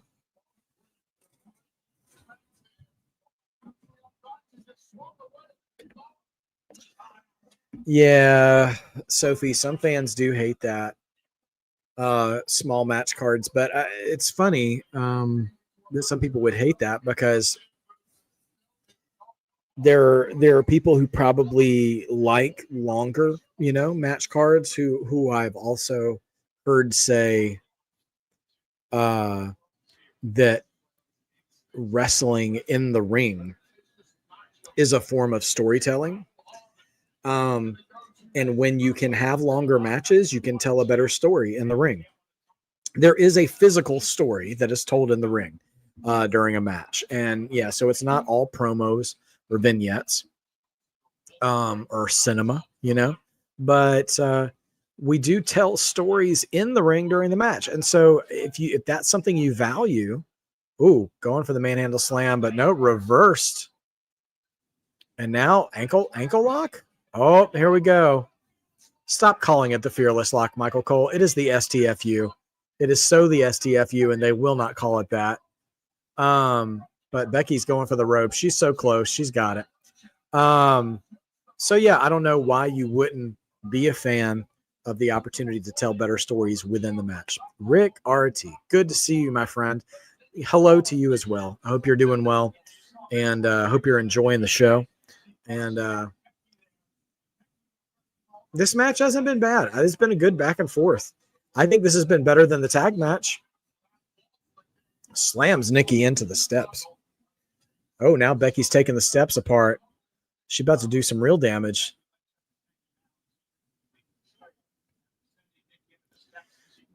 Also, like the psychology, I love any wrestler, but Becky just did this, who goes inside the ring and goes back out to break the count of the ref to start the count out over again. Like, it's such a good thing.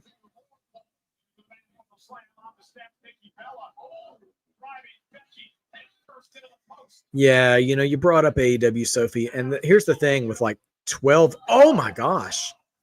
Face buster onto the steps from Nikki to Becky.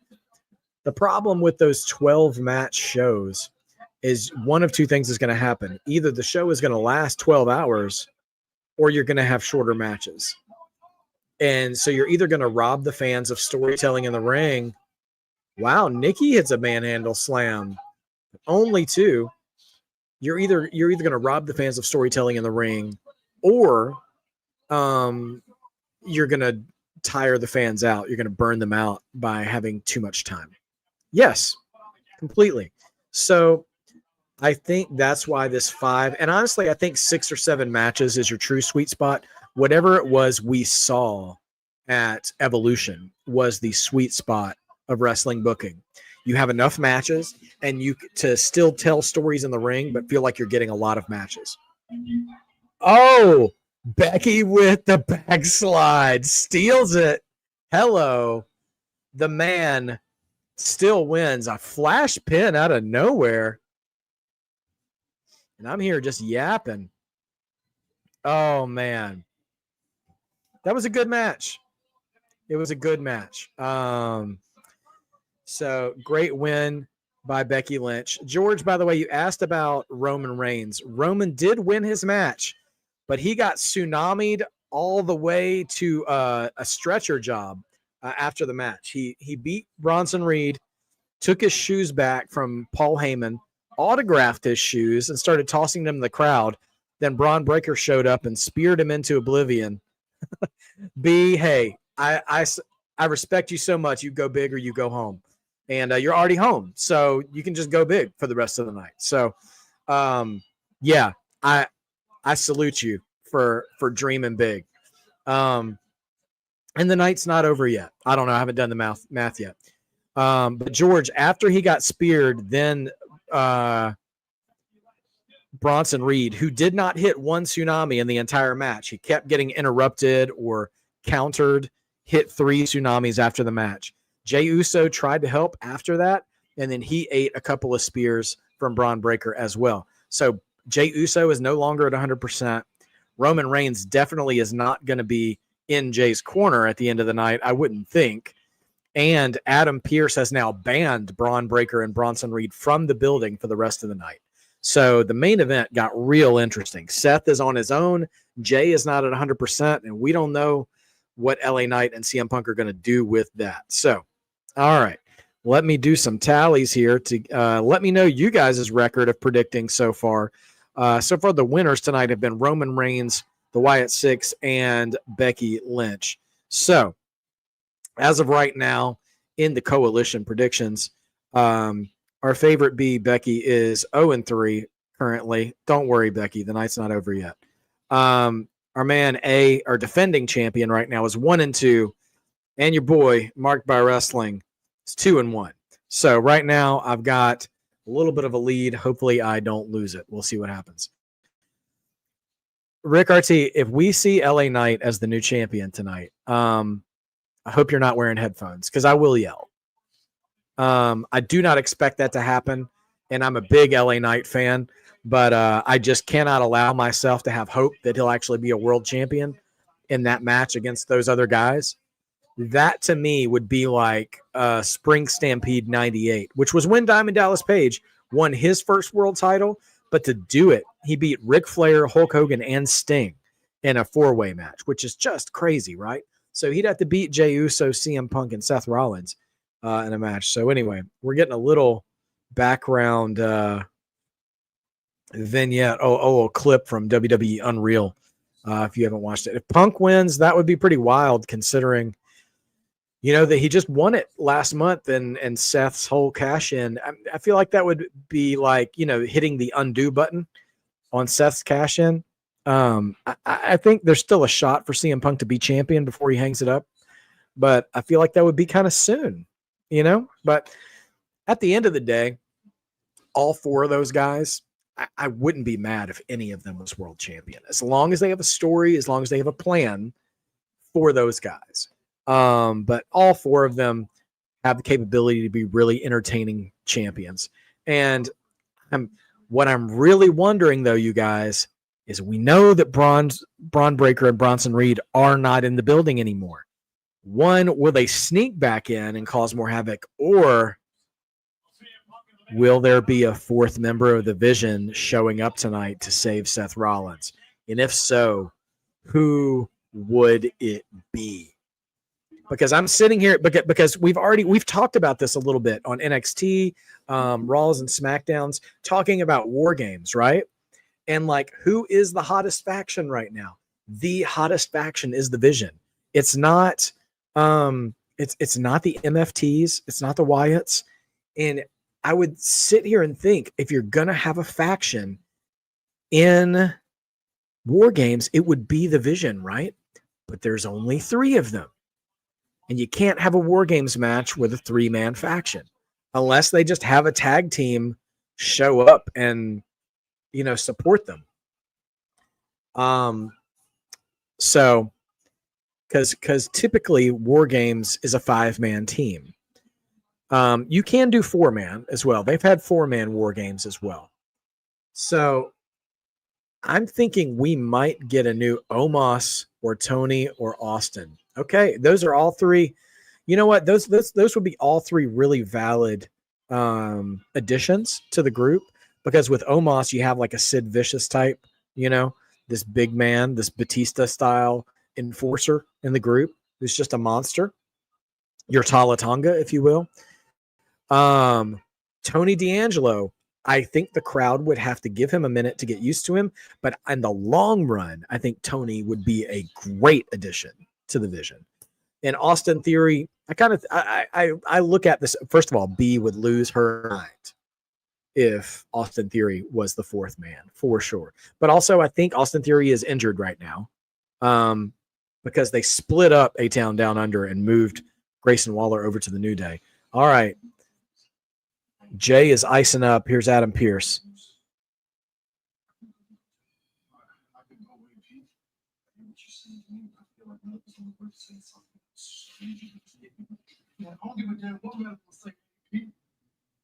Last time my cousin said to me, go out there and win the World Championship, right? It's football structure. Tonight, I'm bringing home the World Heavyweight Championship.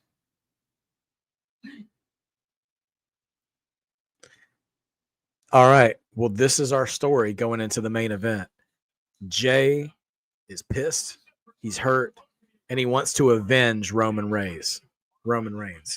So we got the Donnybrook match coming up now, a.k.a. the street fight, a.k.a. the no DQ, no count out, a.k.a. let's come up with a new name for this match. But regardless of what we're calling it, Sheamus and Rusev, they're going to hit hard. I have high hopes for this match.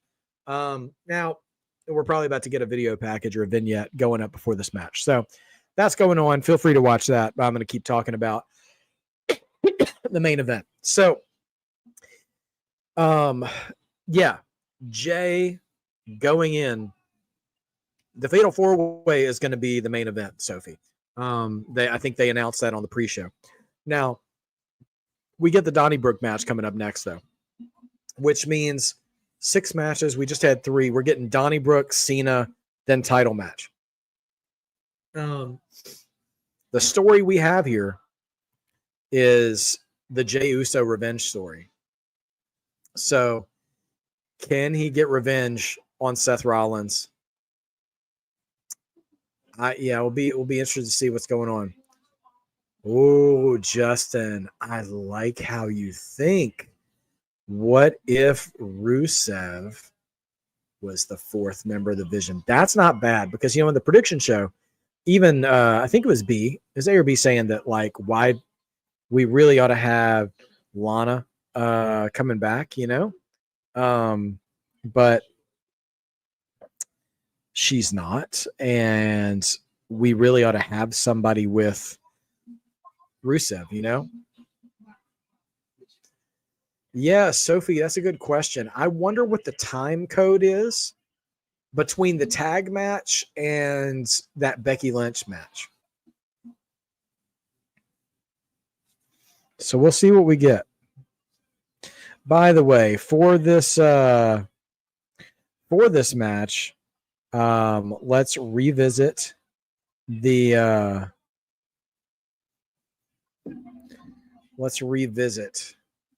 predictions for this match. A and I have picked Sheamus, and B has picked Rusev. So let's see what we get out of this match. You have a great question there about the time of the matches, though, Sophie. So let me take a quick look and see if anyone's gotten the time codes of the matches just yet. So here's an interesting thing. So they're saying that the opening match, Roman and Bronson, was 22 minutes and 5 seconds. The tag match and the Intercontinental title match were actually almost identical. The tag match was 13 minutes and 10 seconds. Becky Lynch's win against Nikki Bella, 13 minutes and 7 seconds. So far, the Becky Lynch match has actually been the shortest match so far, but only by 3 seconds. So both the Intercontinental title and the tag title match were in the 13-minute range. So, and 13 minutes being, the shortest match on the card is actually a compliment. You hardly get 13-minute matches on TV. So getting them on the PLE, that's great. Dossie, all signs are pointing to the Fatal 4-Way being the main event. So we're getting Sheamus and Rusev right now. I don't think this match will be short. I think it'll be longer than 13 minutes. Unless something just catastrophically crazy happens, which it's a no DQ, it's a Donnybrook match. So it could end up being 8 or 9 minutes. We'll see. What is this? It's a table. The prime table has now been turned into a bar. There are barrels. So it's like an Extreme Rules match with an Irish bar theme. Kendo sticks, shillelaghs. There's no way this isn't going 13 minutes. Justin, Reed and Rusev as a tag team. Yeah, well, that's the thing. Like, I never even considered Rusev joining the Vision, but could you imagine having Braun Breaker, Bronson Reed, and Rusev as your mercenaries, as your henchmen? Goodness gracious, that would be nasty. And look at Rusev's entrance. It already looks like it fits in with Bronson Reed and Braun Breakers. So, I've never thought about that until tonight. It's an interesting proposition. I'm not gonna lean my hopes on it, but it is time for fight night. So true, Sophie, but those matches were on TV. This is their first PLE match, and all PLE matches typically go longer than TV matches anyway, because there's no commercials to deal with.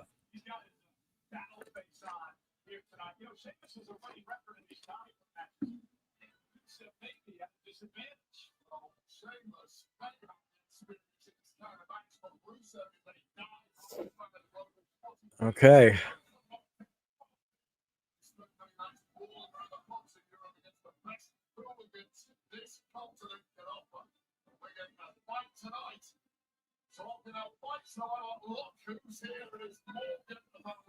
Featherweight fighter from the UFC, Morgan Chartier. Okay.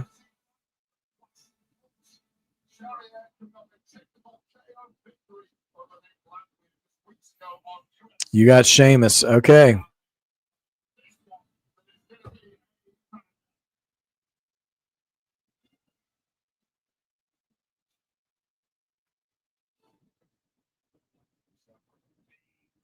Let's see what kind of reception.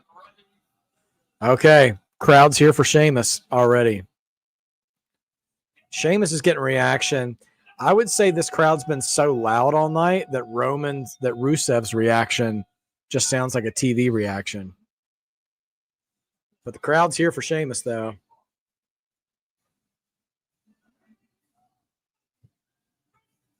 Oh, and he's bringing a shillelagh with him. Hey, puppy.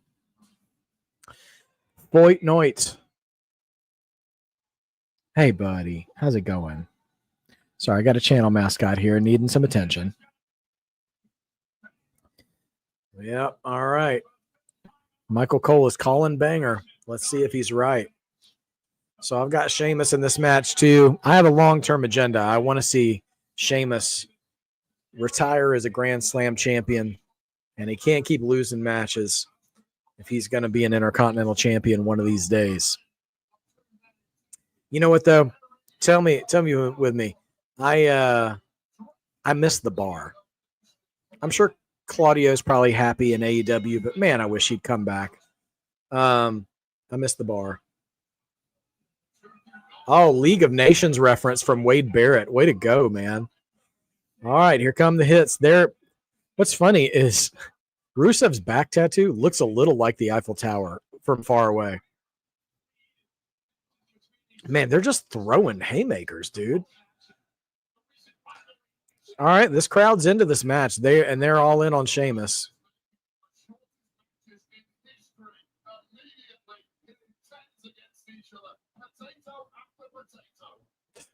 Potato after potato. Okay, they're tumbling to the outside. Let's see if these weapons start getting used. What's crazy is they're just hitting each other so hard. They don't need to use the weapons yet. I got to admit, I'm going to confess something about the bar. I really loved the best of 7 series with Sheamus and Cesaro, or Claudio, or whatever you want to call them these days. And I was actually mad when they made them a tag team at first. I'm like, this is so dumb. Like, and part of that is because I'm not a huge fan of mishmash tag teams. Like, I was never really into the New Age Outlaws. I didn't really love the Rock and Sock connection, but I was really proven wrong because over time, once they started calling themselves the Bar and started actually getting on the same page and stuff, I was like, this team is so badass. I love them so much. And they won me over, and I was a hardcore Bar fan for a while.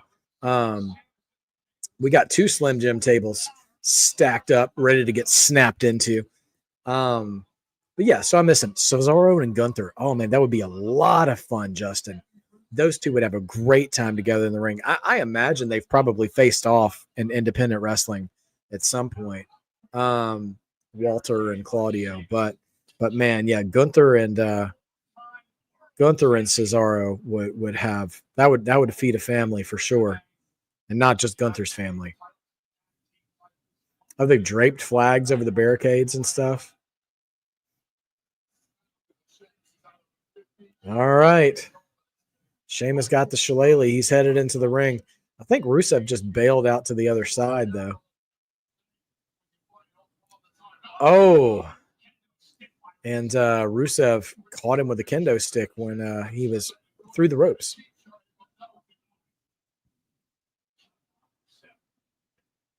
Maybe it's just the way the kendo stick is bound together, but there's not a lot of noise coming off that kendo stick, you know? So I would say he's not hitting him hard, but I can't imagine that he's not.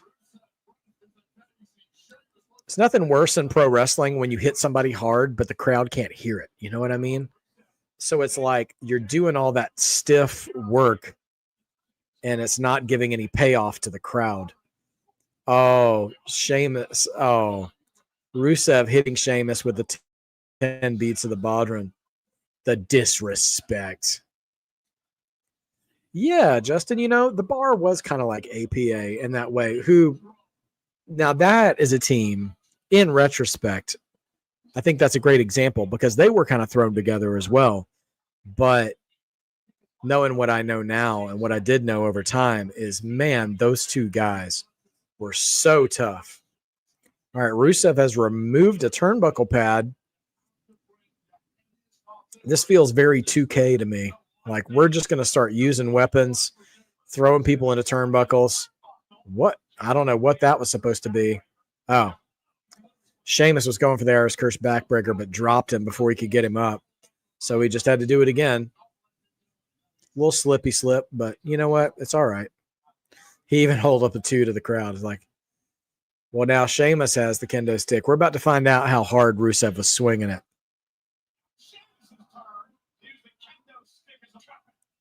He's getting some pops out of it.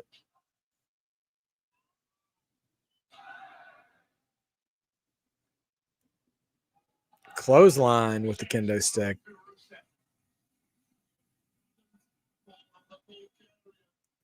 Man. All right. Sheamus going for something else. We still got those tables set up on the outside too. So, you know, Chekhov's table, as they call it in literature, Chekhov's gun. If you've never heard of that, Chekhov's gun is this idea where if there's 3 acts in a story, in the first act, if you introduce a gun, by the third act, that gun has to go off. So adapting that to wrestling psychology, Chekhov's table would be if you introduce a table in the beginning of the match, someone's going through it by the end of the match. All right, Sheamus getting him some chairs just in case he needs somewhere to sit and something to swing. Ooh, swing and a miss. Ooh. Heel kick into the chair onto Sheamus. Only a 1 count. Makes you feel like this match is far from over. If I had to bring back a tag team, who would it be? Justin, that's a great question. I'm assuming I could bring back anybody like in their prime. If I could bring back any tag team in their prime into 2025, it would either be the Road Warriors. Although I got to say in 2025, their in-ring moves would probably be a little limited compared to what we're used to seeing now. So what I think my final answer would be the British Bulldogs, Davey Boy Smith and Dynamite Kid. I think they could still go ham now. Like, that would be like, I was trying to even communicate to you, if you didn't grow up watching the British Bulldogs, who that would be like. I mean, it would be like having Braun Breaker and Daniel Bryan or Bryan Danielson maybe as a tag team. I don't even know how to, because Dynamite Kid really doesn't have a lot of equals in the ring anymore. And Davey Boy, just a big, muscly, hard-hitting guy, you know. And there's a few of those guys around now. But yeah, I think that's who I would pick. Who would you bring back, Justin? In their prime. Oh, jumping knee. Nope, just two. Yeah, curious who Justin, who any of you guys in the chat would, if you could bring back any tag team to today's tag division, in their prime. Not so if you say the Hardys, it doesn't have to be the Hardys of 2025. It could be the 1999 Hardys if you want, or the 2000 Dudley Boys, you know. Who would it be? I'm very interested to see who you would say. Or would it be the Bar? Actually, also, Cesaro and Tyson Kidd were a great tag team too. That's actually a pretty close British Bulldogs comparison as well. Because Cesaro and Tyson Kidd never really got a I wouldn't say a fair shake. They just weren't together long enough to do anything. Oh, Sheamus goes over the bar. The bar. And the table's about to go down with him. Oh, man. Sheamus got the bar stool. He's about to do something with the bar stool.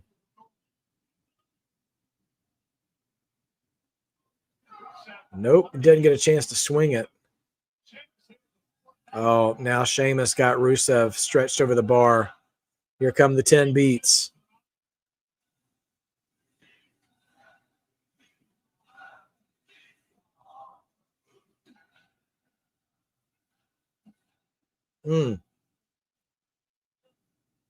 Another good tag team I'd bring back that really didn't get the credit they deserved back in the days were Power and Glory. Hercules and Paul Roma. They were just a heel tag team, like a mid-card heel tag team. But I'll tell you this, man. Oh, man, now he's going to do the 10 beats with the shillelagh. This is going to be nasty. They had one of the best tag team finishers ever. It was a combination superplex and splash off the top rope. It's pretty dope. The Mexicals and the Chronic. Okay. Yeah, I remember both of those teams well. Sheamus giving hugs to the crowd. Chronic was great in late WCW. Like, they were booked super well, super over. And the Mexicals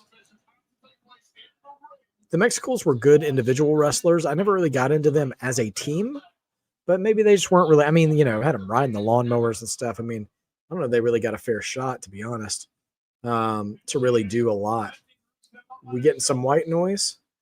The Ascension. Oh, I forgot all about them, Sophie. Oh, right into that chair. That turnbuckle pad's still gone, too, by the way. We haven't used that yet. Yeah, man, the Ascension might be the first case of an NXT team being dominant in NXT and completely getting fumbled on the main roster. No, they buried Chronic like immediately. They put them in with Undertaker and Kane, and like that was it. Like they didn't, which is funny because both guys in Chronic were in WWE first. One of them was Crush, and the other one was not Wrath. He was Wrath in WCW. Adam Bomb. So like both of those guys, you know. Right to Censor, they were okay. Good, capable wrestlers in the ring. Hated the theme song though. It was so obnoxious. I know it was supposed to be, but it was too obnoxious. All right, Sheamus going for the brogue kick, but nope. Rusev says immediately no and bails to the outside of the ring.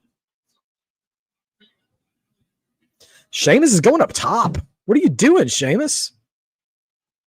Oh my gosh. Sheamus, be careful. Oh my gosh. Completely eats a kendo stick on the way down. Oh, man. Tough shot. Ooh, London and Kendrick. That was a great tag team, Justin. For sure. Those guys are great. I would love to see those guys versus the current SmackDown teams. They would fit in really well. Too Cool, very over. Too Cool is very over with the crowd. They weren't really my favorites, but I can't deny that those guys got a great reaction every time they came out. Rusev just popping Sheamus with the steps. The King's Court. Sophie, I can't remember who the team was with the King's Court. Was it the Bashams? I don't remember who it was. Oh, man. Rusev trying to pick up this huge bar. This big wooden table. I don't know what he's about to do. Now he's moving the steps. I don't know what they're planning on doing here.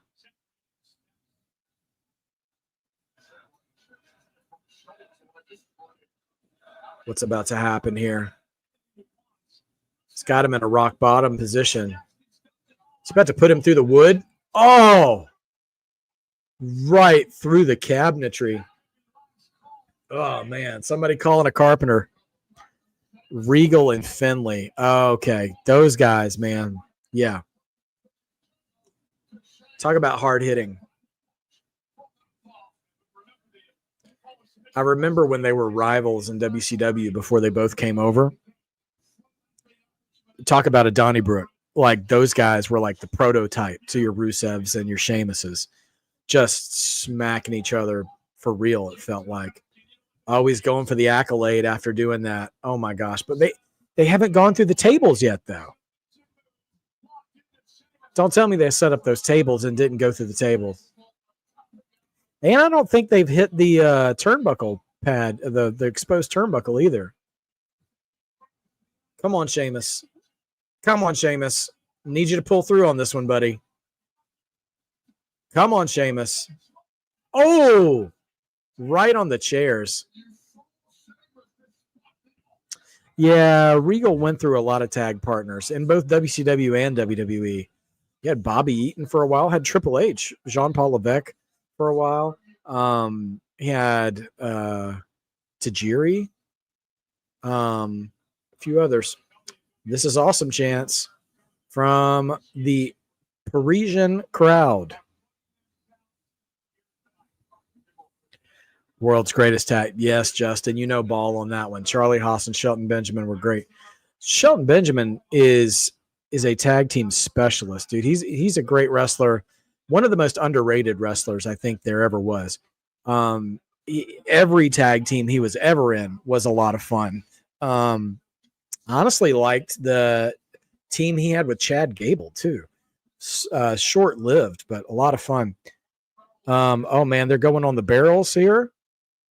Somebody called Donkey Kong. Sheamus is standing on top of the barrels. Oh, and Rusev trips him up. Is Rusev about to climb up on top of the barrels? They're right next to the tables. He's going for the accolade on top of the barrels. I think I see where this might be going. Rusev, I'd be careful. Don't tap out Sheamus.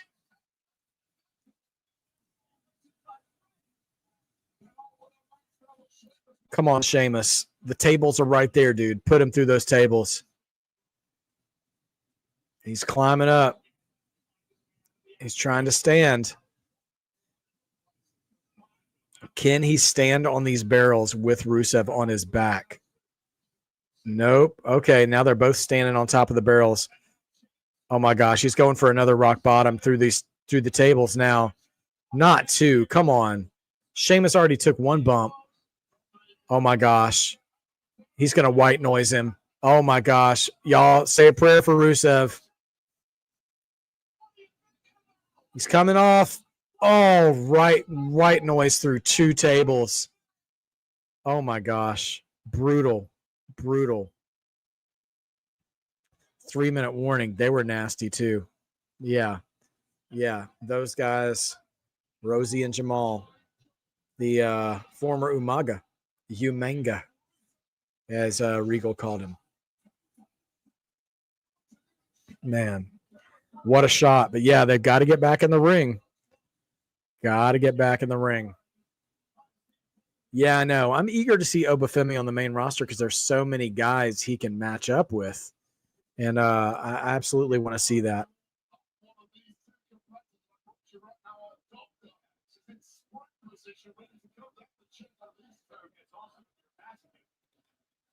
We still haven't hit the exposed turnbuckle yet. I just want to keep pointing that out. But yeah, Oba and Rusev would be great on the main roster anywhere.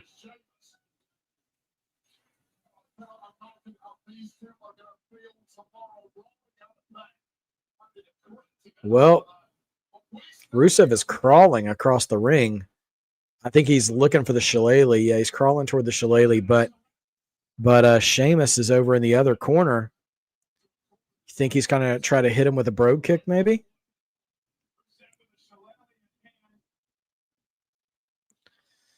Rusev slowly getting to his feet with that shillelagh.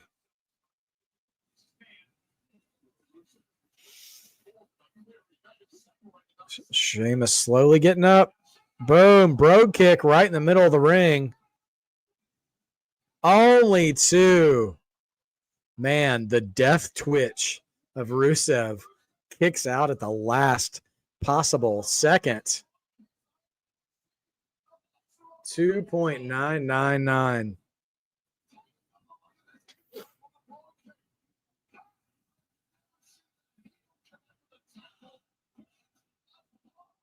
Man, what a great kick out from Rusev.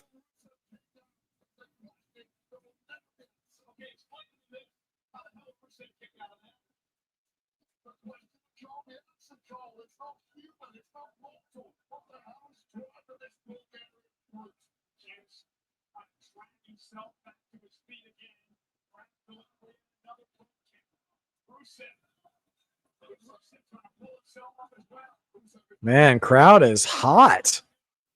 Jumping kick from Rusev. Now a knee from Sheamus. This crowd is loud for this match, y'all. Oh, kind of a messy backdrop. Oh, kick to the head. But Sheamus was in the corner. Did he hit the exposed turnbuckle? Oh, no. He's going to get a shillelagh to the back of the neck. Oh, man. This might do it. Going for the pin. Only two. Wow. Sheamus kicks out. Crowd's waking up again. Who do I think will get their first NXT title? Jada Parker or Javon Evans? Javon. I think Javon is first before Jada. I mean, it's just my prediction. He broke that shillelagh in half. Wow. Oh, no. He's going to accolade him and try to choke him with the shillelagh. Oh, my gosh. Come on, Sheamus. Don't tap. Get up, dude. Oh, my gosh. He's got him bent backwards. Oh, my gosh. Don't tap. Oh. Sheamus taps. Well, to be honest, I mean, if Sheamus didn't win that match, I don't know what we were going to do with him. So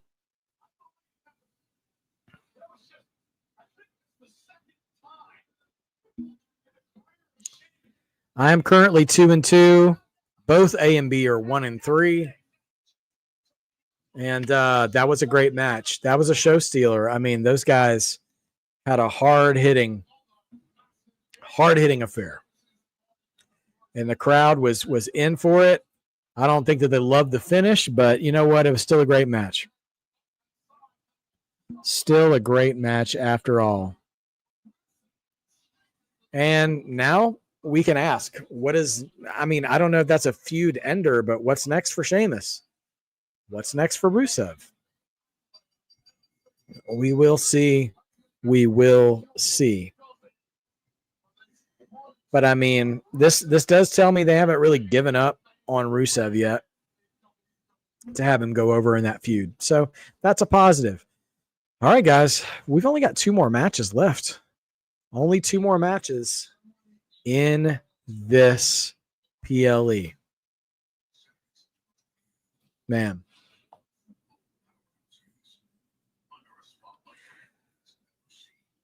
Oh, goodness gracious.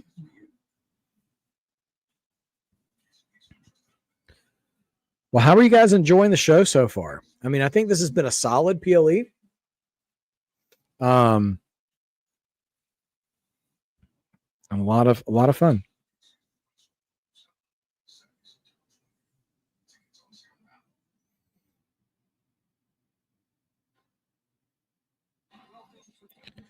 All right. So yeah, 2-2 so far. We've got 2 matches left. We've got Cena and Logan, and then we've got that fatal 4-way. It's going to be quite a finish to this program.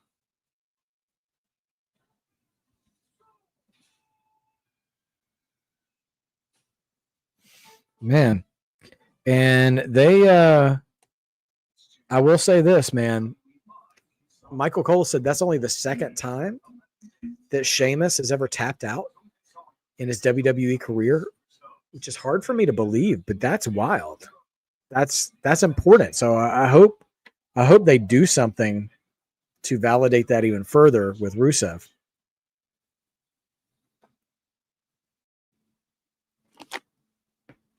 So we'll see. Does remain to be seen.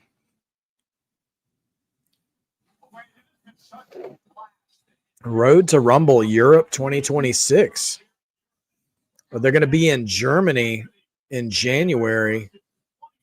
We're getting a SmackDown and a Raw in Germany in January. So the road to the Rumble is going to be European. And then London and Belfast too. Wow. So we're going to get all 4 or 2 weeks at least. For 2 weeks in January, we're getting the European tour on the road to the Rumble. Huh. Roster's going to do a lot of traveling because the Rumble itself is also going to be in Saudi. It's crazy stuff, you guys. Crazy stuff.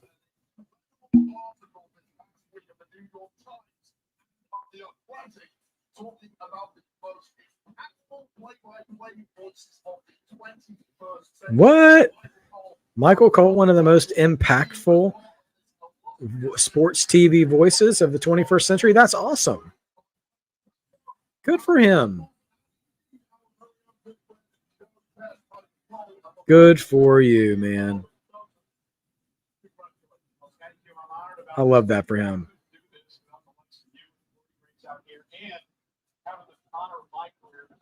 Are they chanting Michael Cole? Because they should be. I don't know what'll be next for Rusev at this point, you know. But he ought to elevate somehow. Most PLE wins in WWE history. Interesting. 100, second to The Undertaker. Well, he doesn't even have enough matches left to beat The Undertaker. But he could be 100. He could break 100. All right.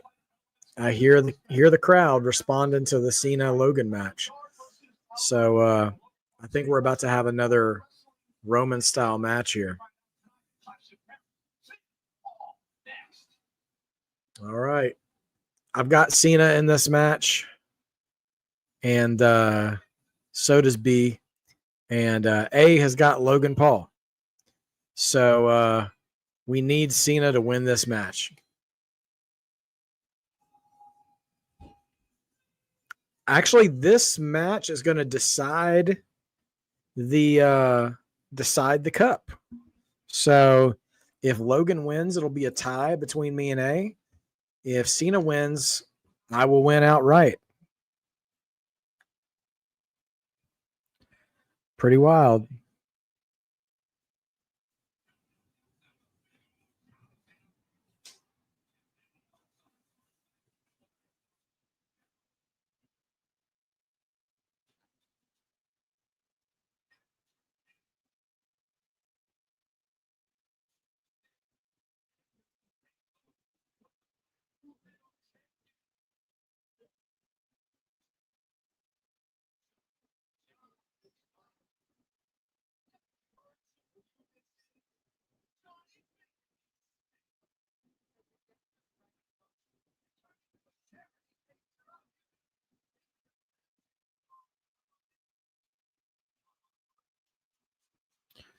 Man, I tell you what, I really think I really think that Cena's promos in this feud has been a lot of fun.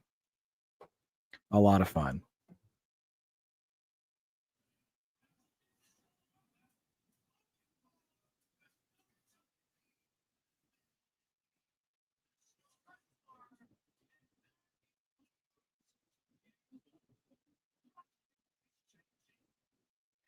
So there we go.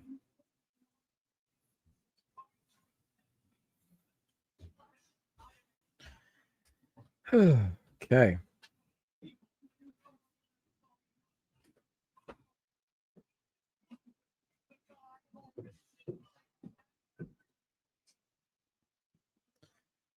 If Post and Jelly Roll get involved, that would be crazy. I actually like to see Post Malone throw hands on Logan Paul. That would be a lot of fun. I would be very sports entertained by that. For sure. Would be great. Would be absolutely great.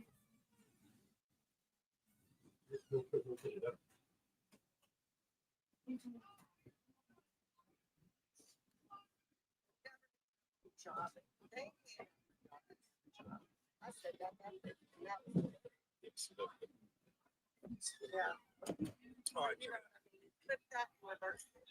for the Logan Paul John Cena match, I have Logan Paul. Becky has Cena. Steven, Barnum Wrestling has Cena. For the fatal four-way, I, B, and S makes 3 have Seth to take. Be just a second, yeah.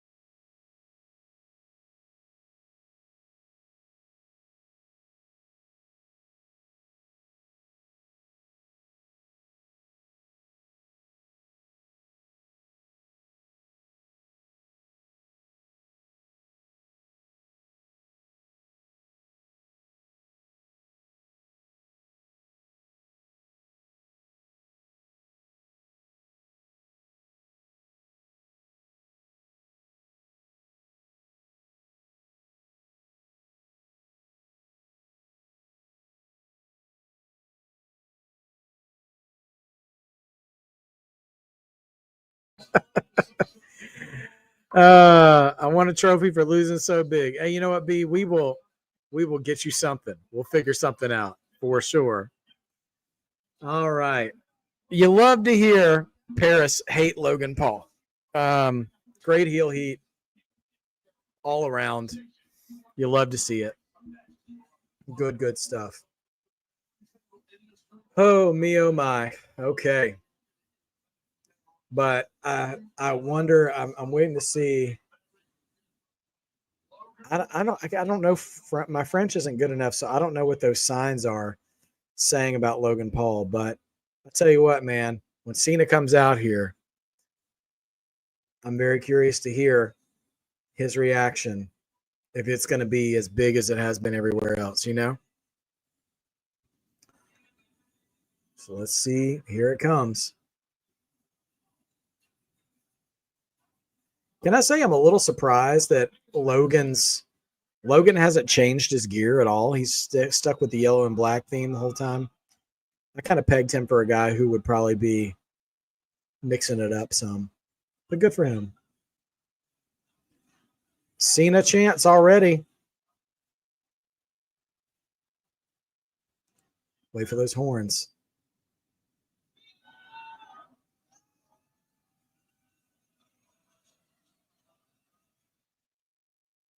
There cannot wait for the music to hit, for the beat to drop. All these phones are in the air to watch his entrance. It is crazy.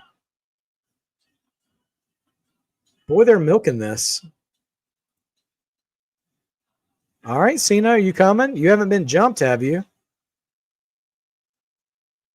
Come on, dude. Yeah. Paris is here for Cena, as expected.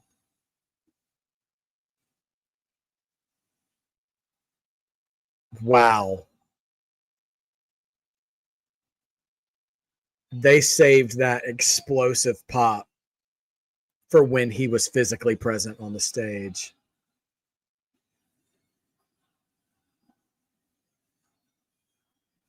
I think it's so wild that in the sing-along era, they have now learned the lyrics to My Time Is Now, or at least the chorus. All right. I got to admit it.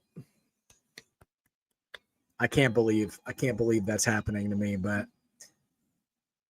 there's a genuineness to Cena now that he's turned face again. And I like to see any legend be affected by the love that they have worked for their entire career and actually get to live to see that given to them in real time. Oh, wow. Oh, what a great shot of him running to the ring, and one of the balconies has a thank you Cena sign. This crowd is electric. It's not a competition, but I think he got a bigger pop than Roman, which is really saying something.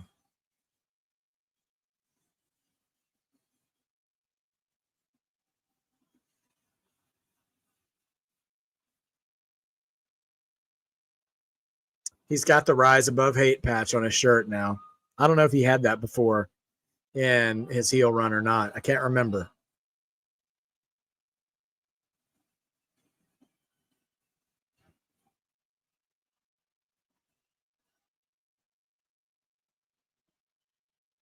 They're already thank you Cena chanting. Is he going to get his ring introduction?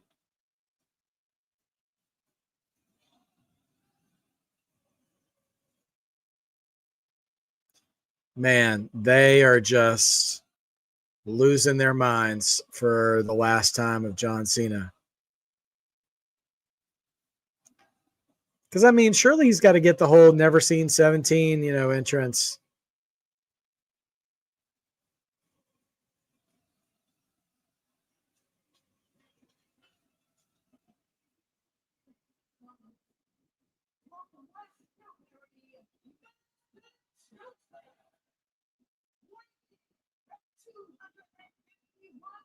Is Alicia getting emotional? Where are they getting her on camera?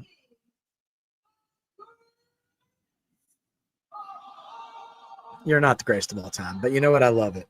I still love it.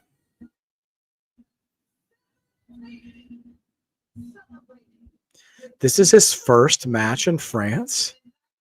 Oh my gosh. I didn't know that.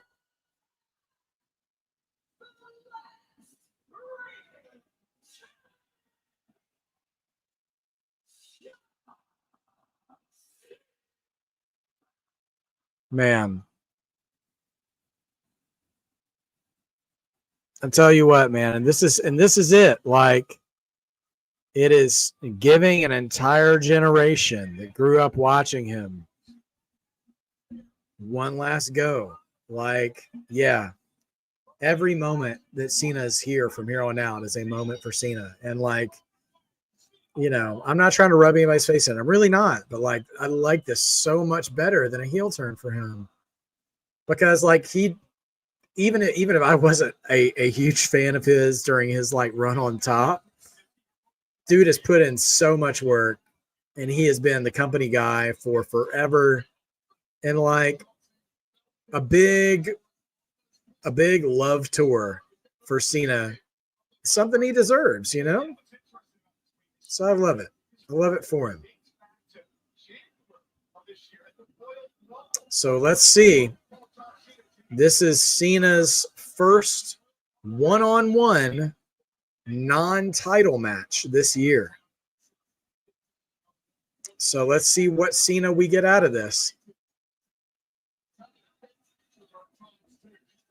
Very curious.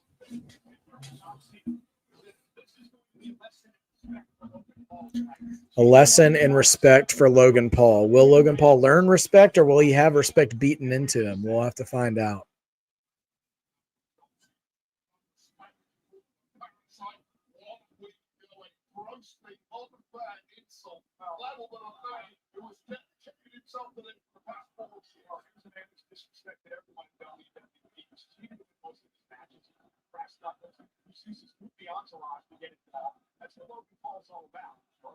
Is that FU Logan chance? I tell you what, man. I don't want Logan winning. I'll tell you that. Justin, my favorite Cena. Good question. My favorite Cena was probably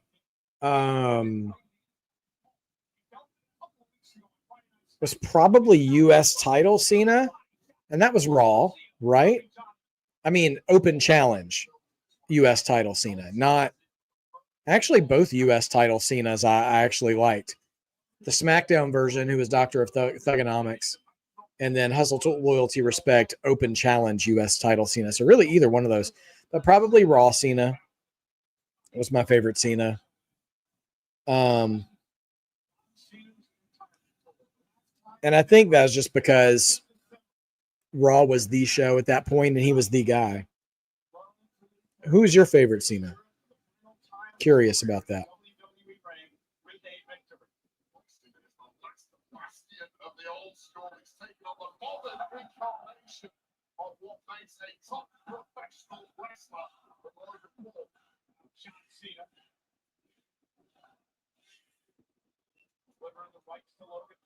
Monkey flip. Oh, but Paul lands on his feet. And a boot to Cena's face.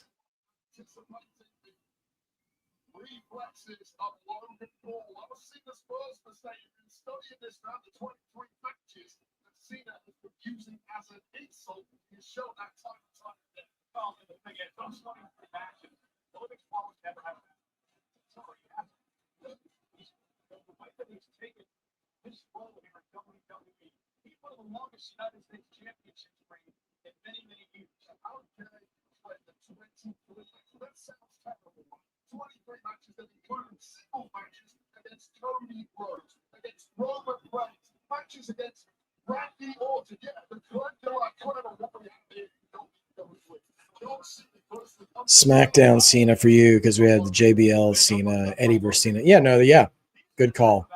No, those are good matches for sure.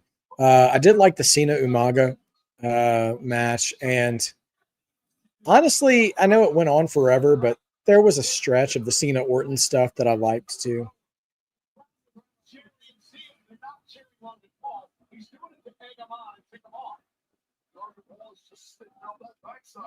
Big clothesline by Cena.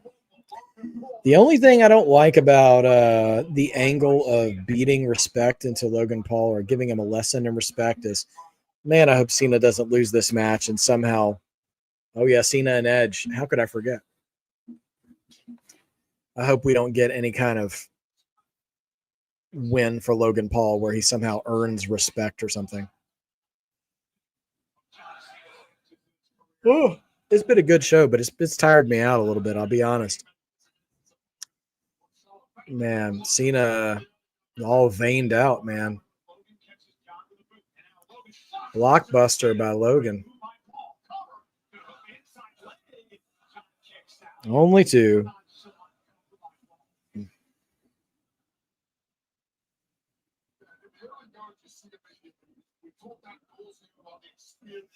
Yes, indeed. Well, we're 2 matches away from the end of the show here. And so we'll see what comes of this. We're probably looking at close to 3.5 hours on this show, which is wild for a 6-match show.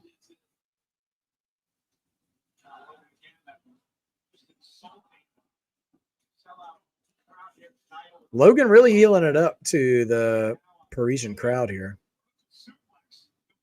Man, getting a Davey Boy Smith suplex here. Okay.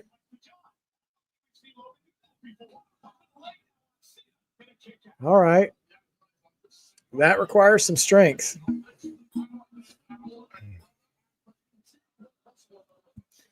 Dude, Jelly Roll getting involved against Logan Paul. I mean, Jelly Roll is here. He's right there behind Michael Cole. And the last time we saw Jelly Roll, Logan Paul put him through a table. So, I mean, there's a possibility there.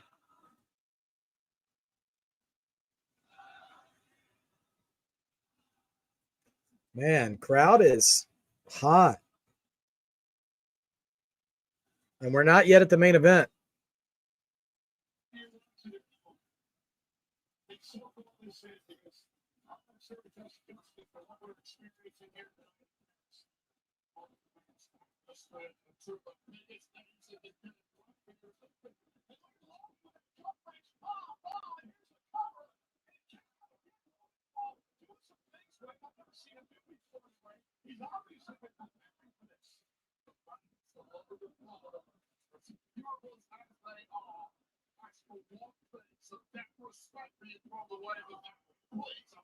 Logan just mugging for the camera and the crowd.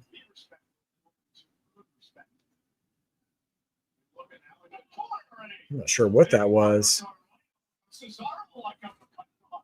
Wow, Michael Cole name dropping Cesaro. Okay. Wow. Logan Paul doing the Chris Jericho cover. It's the 1 foot on the chest.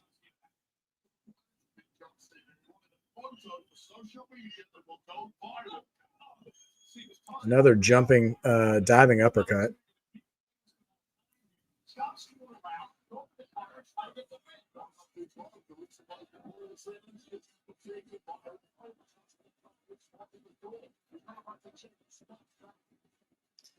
I mean, I give Logan Paul credit, man. He knows how to be a heel. He knows how to be booed. He knows how to have the crowd be behind the other guy. Cena with a clothesline, but still doesn't have any strength to get up on his own.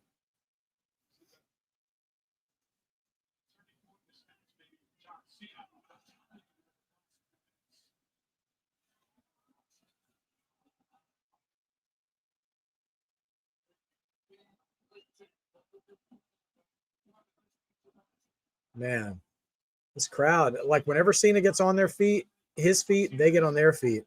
Are we about to see a 5-knuckle shuffle?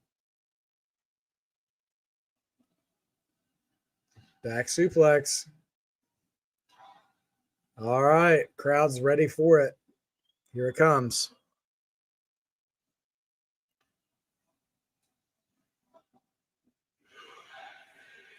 This is so loud, bro.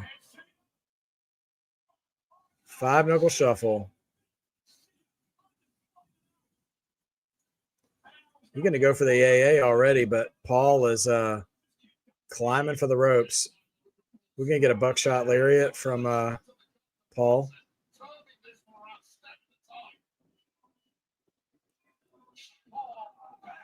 Boom, got him.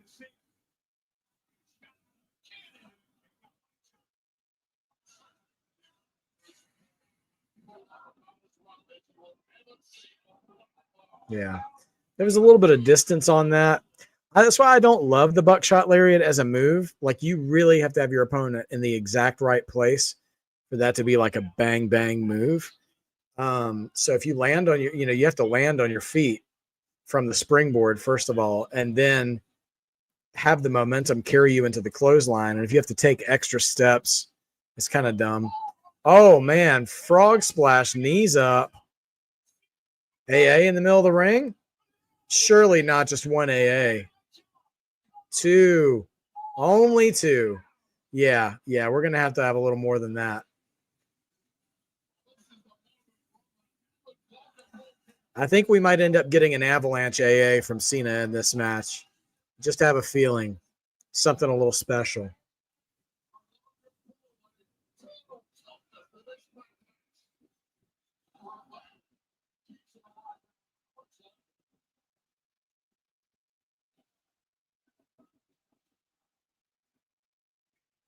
Going for another AA.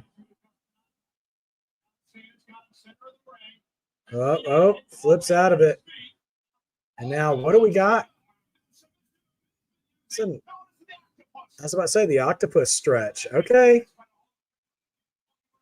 Okay, Logan. Pulling out Inoki moves. But Cena's breaking out of it. Puts him in the AA position again. But no, reversal sunset flip. Nope. Oh, reversal kick out. STFU. Or the fearless lock, if you will. Logan reaching for the ropes, but he's not there yet. Got to crank back, Cena. Come on.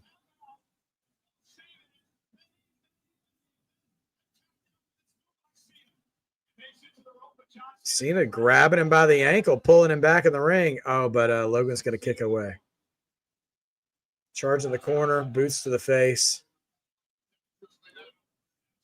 Tornado DDT from John Cena. Okay. Only 2, though. Brought to you by Papa John's. Papa John's on Riyadh season brings you this avalanche attitude adjustment. Tornado DDT brought to you by Papa John's. Order their new large tornado dough pizza. And make sure to clean your mouth with some dude wipes.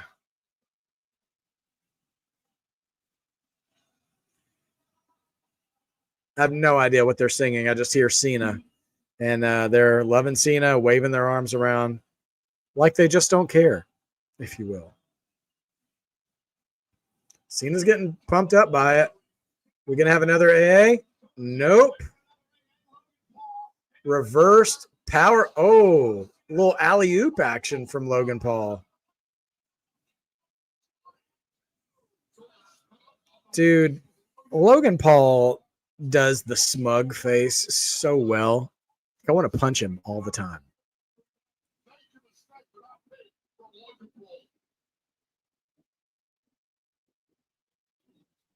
Did the crowd just go quiet? Thought my audio went out for a second.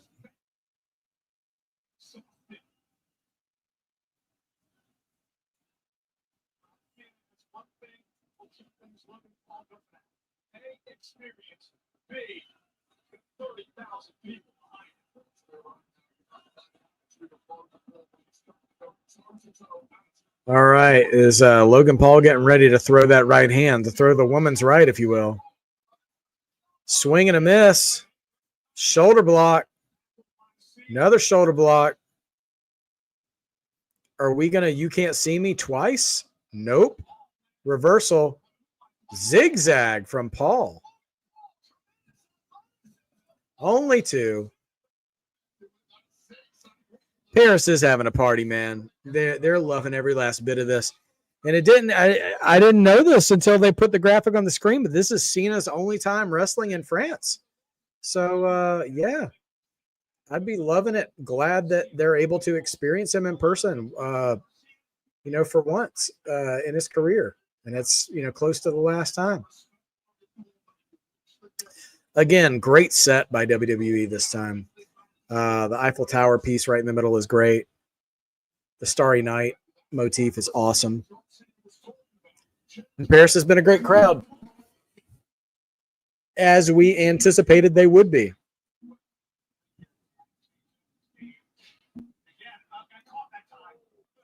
End of days by Cena. What? Don't call it a flatliner, Barrett. You know exactly what that was. We had a zigzag and an end of days back to back. We're going to get a Jinder Mahal move here in a second.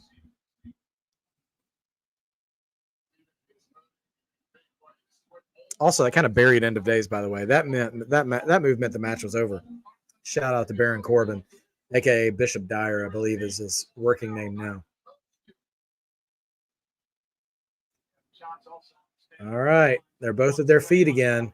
Cena going for the AA again, but he cannot hit it a second time. He has not been able to hit it a second time yet. All right. Logan on the apron again. Is he going to climb up top or is he going to springboard? All right. He's going up top. Is he going to go for that frog splash? He missed it once. What are we getting? Swanton and a moonsault, standing moonsault. Only two.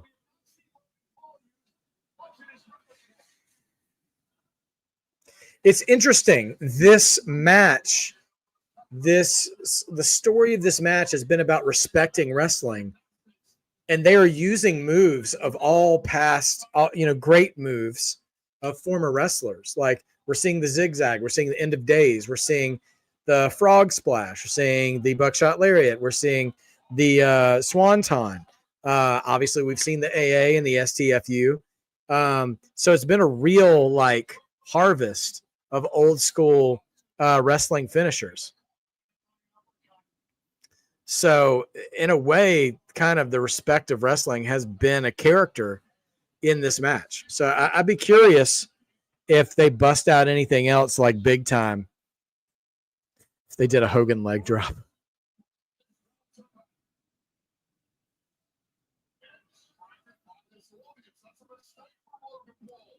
Logan distracted, but Cena's up. He misses the jumping European uppercut. Now Cena, is he going for a pedigree?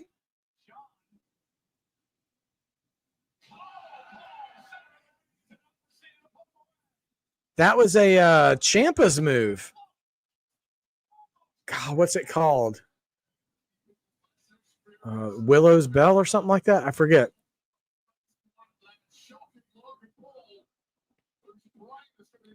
But yeah, they're all busting off. I wouldn't call them retro moves. They're not so far behind, but this is a 2016, 2017 finisher extravaganza.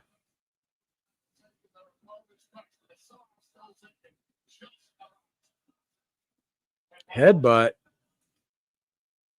Oh. Kick to the gut. Body blow by Logan. All right, we're in the bouye section of the match.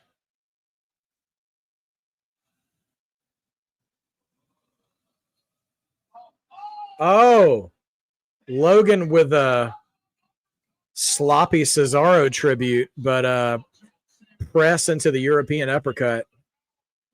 And Logan's bleeding from the nose.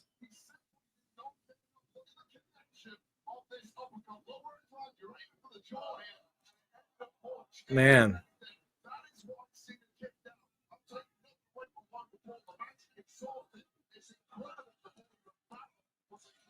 Well, I'm enjoying the story of this match. Hitting all the old finishers. All right. Logan now going to go for that right hand. Swing and a miss. Shoulder block. Oh, my gosh. He's going to you can't see me, Cena.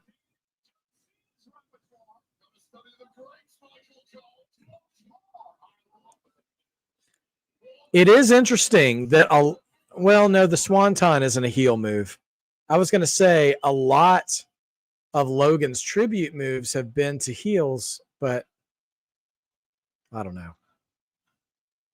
It's not true.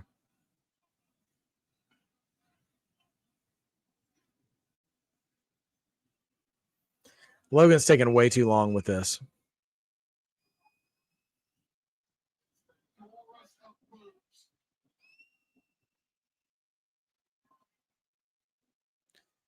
Oh, Cena's up.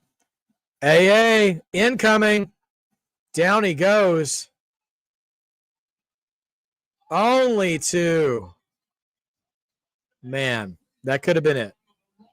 Do I miss Ziggler and Corbin? I mean, in a way I do, and in a way I don't. I mean, I liked them both being on the roster because you always knew you were going to get a decent match out of both of those guys.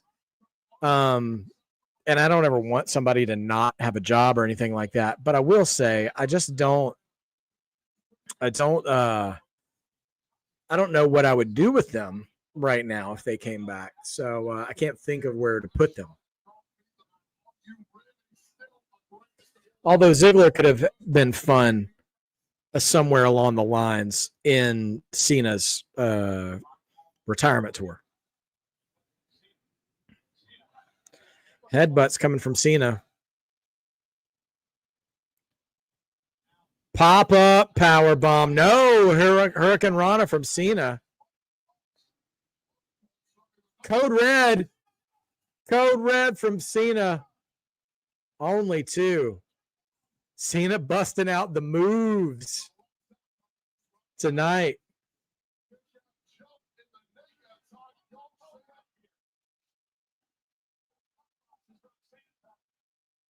Man.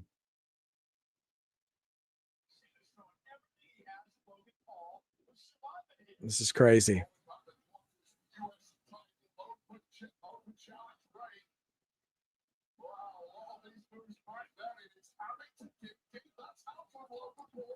Cena's bleeding from the top of his head, I think. Unless that's Logan's blood. Going for a third AA, but Logan's fighting it. Grabs the top rope. Cena coming off the ropes. Oh, drops him with the right hand. Surely that's not it. No. Cena kicks out of the right hand.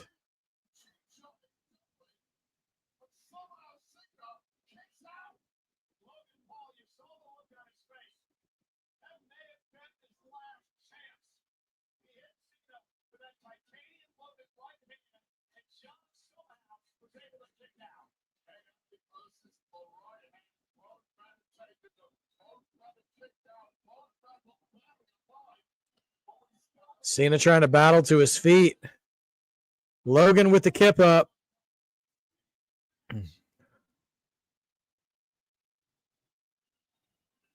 Said he's going to fly. We'll see what we get.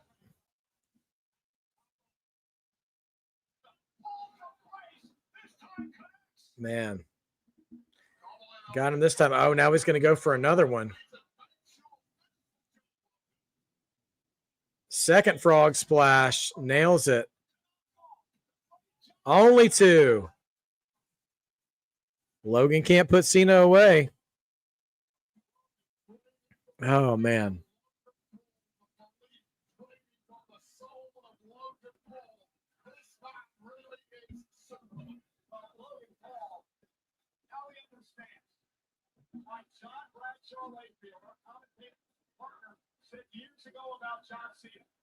They're chanting Super Cena.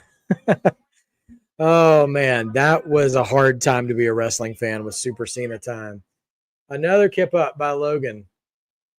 And this time, is he tuning up the woman's right? Oh, he's going to You Can't See Me again. And this time he does hit it. He hits it.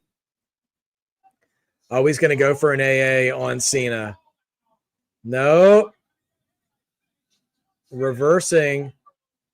But, oh, Styles Clash. Come on, Cena. Oh, Cena is digging out the bag of all his rivalries, too. This is a lesson in wrestling respect. Oh, my gosh. Again, we talked about in-ring storytelling. In-ring story, the match being the story. And Cena is telling a story of the respect of wrestling history to Logan Paul in this match by stealing moves from others, by hitting the end of days, by hitting the code red, by tornado DDT, by hitting the Styles Clash. He is dropping Logan with all these moves, and it's such a great story. Hurricane Rana, so good. Come on, Cena. Avalanche AA.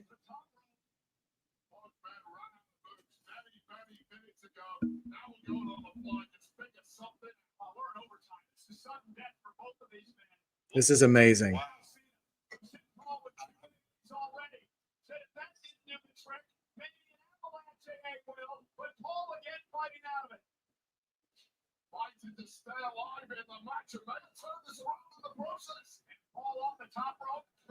Come on. The Mark Henry. The Mark Henry roll through. Lifting him up. Hey.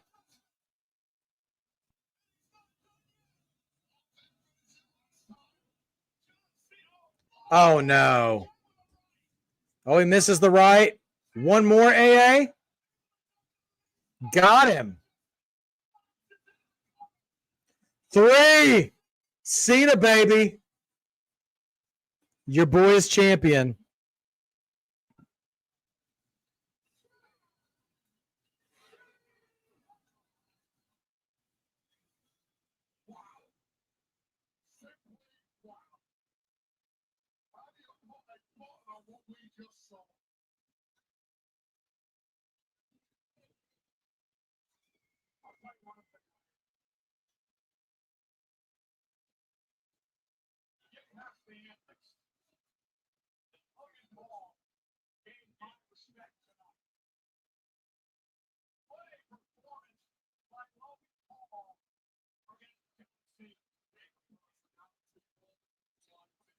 Love it.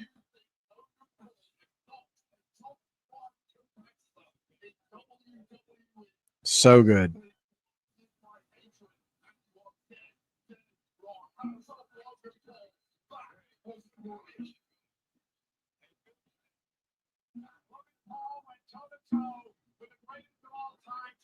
So good. That was such a good finish. All right. Give the man his flowers.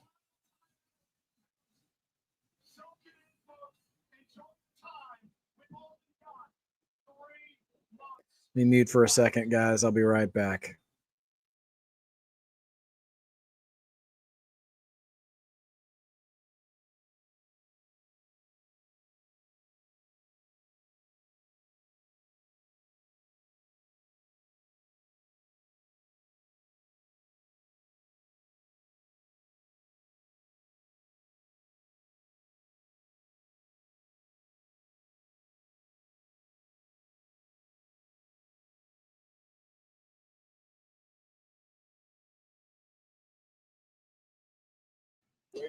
Okay, A and B saying hi. All right, I think we know who the predictions cup is going to. Congratulations, Mark by Wrestling. Hey, the kid is in the front row. Oh, and there's Mrs. Cena. You love to see it. Aw. So sweet. Oh, man, so great. Well, thank you for the super chat, A and B combos. I am now 3-2 in predictions. B is 2-3, and A is 1-4 with our main event to go, which we have all predicted Seth. So I absolutely loved. I loved the story of that match. I love it when the promos leading up to the match are consistent with the story of the match. And that is what we got. We got a couple of weeks of Cena saying Logan didn't respect wrestling and that wrestling was going to make him, what did he say? You're not going to ruin wrestling. Wrestling's going to ruin you. And what did he do? End of Days, Code Red, Styles Clash, Mark Henry's roll through into the AAs, STFU, Tornado DDT, Hurricane Rana. He took him on a tour of some of the most respected wrestlers, either some of the most respected moves or respected wrestlers' respected moves. And that's what overtook Logan Paul, who was being cocky the entire match, who thought he had one over on the old man. And there we go. Like, respect of the game, so to speak, keeps you alive and brings victory. So yeah, love that. Love that story. Love Cena getting the win in Paris, the only time he's been in the country as a performer. And it was great. So yeah, WrestlePalooza has got to be a huge show. I can't imagine WrestlePalooza not being the biggest booked show, with it being the first ESPN app story, ESPN app PLE. Sorry. Yeah, Justin, I don't know. We're at the 3-hour mark now, so I'm guessing we're getting half an hour. Surely we're not going a full hour, because the Roman match was 30 something minutes, but the entire segment took like 45. Anyway, so I don't know. 5 years, including Rick Cordella. Has always been there for everybody in WWE. It's been a tremendous partnership. Oh, giving a shout out to some of the execs at Peacock. That's a classy thing to do since it's their last time on Peacock. But Raw will be in Paris tomorrow. AJ and Dom. Okay, Raw at 11 tomorrow as well. West Coast time, 2 o'clock East Coast time. Raw in Paris on Labor Day. So we're going to see what we've got here.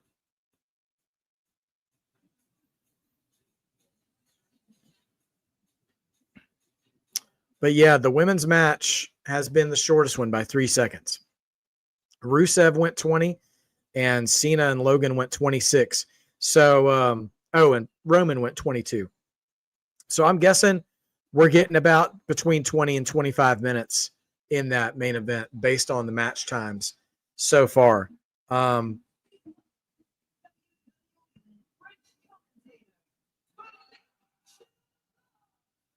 French commentator probably about to announce the house.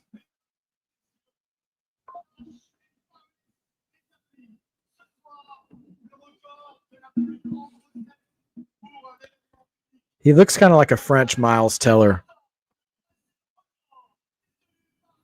Like Miles Teller's daddy.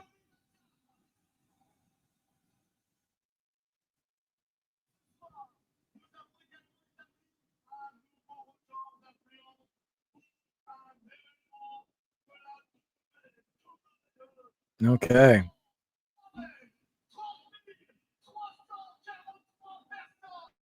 My French is terrible.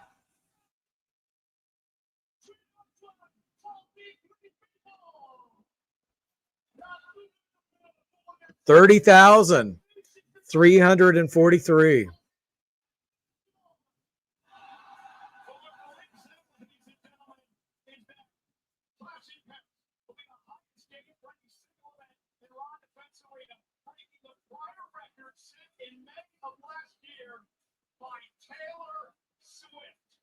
Wow. They broke a Taylor Swift record.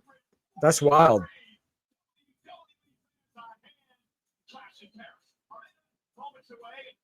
Immediately following that, it is the Clash in Paris post-show. John Cena, Triple H, and others join Jackie Redmond and company. Okay, John Cena will be on the post show. Jackie Redmond. What you got, Jackie?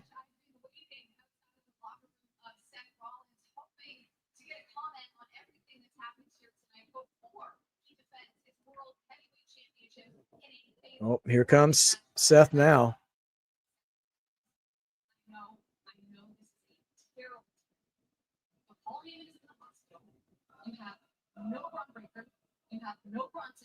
Oh, Heyman's not there either. Okay.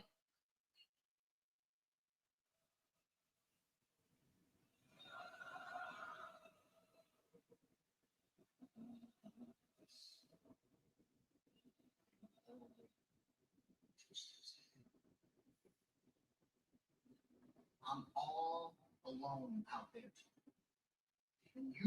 He's already 2 steps ahead, he said. Are we getting a 4th Vision member?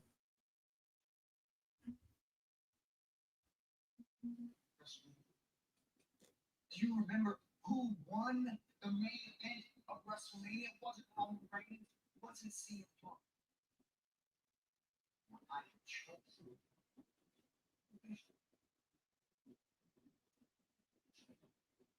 I have never needed anything. I am a multi-time world champion. I have never needed anyone. I am the greatest in-ring performer in the history of this industry. I have never needed anyone. And tonight, I am going to go out there and remind the world why I am a visionary. I am a revolutionary.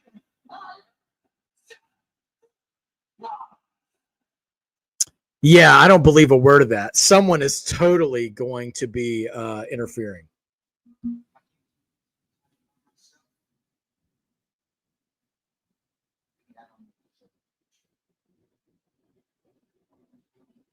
Well, Justin, they did say at the beginning of the interview that that Heyman's in the hospital.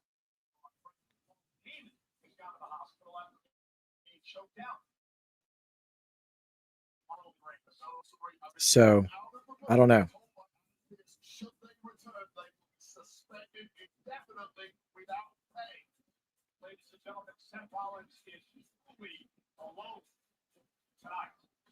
Okay, here we go.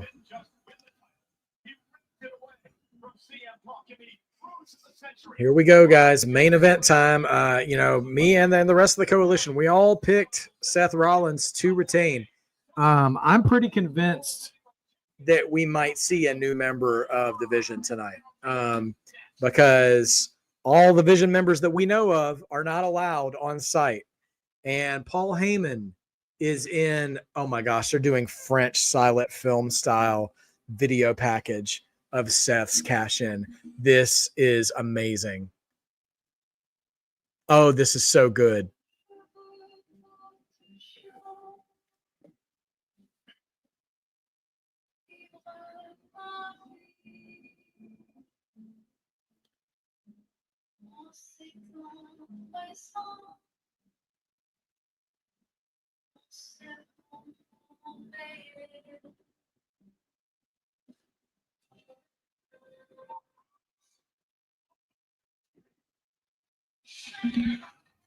Man, oh, I was hoping that would be longer. But the intro to that video package was amazing. That was some inspired stuff.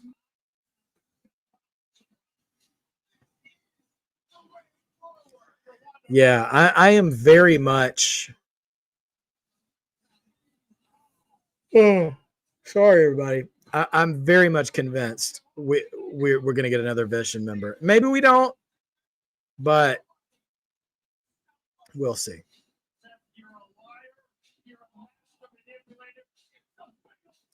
He started that promo by saying he was 2 steps ahead.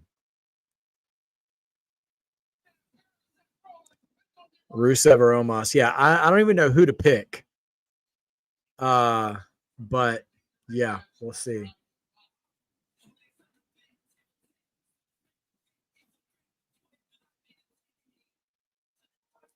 Man, the visuals on this video package are amazing. Like each video of each contender is slowly turning into the Starry Night.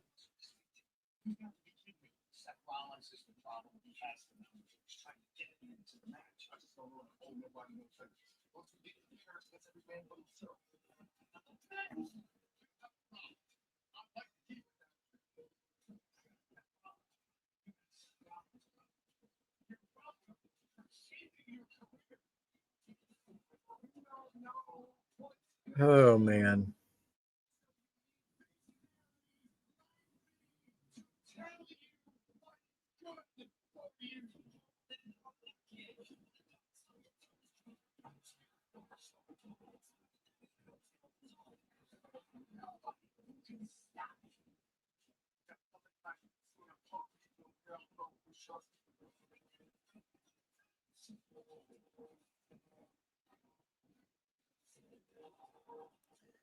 Yeah, typical can they coexist stuff.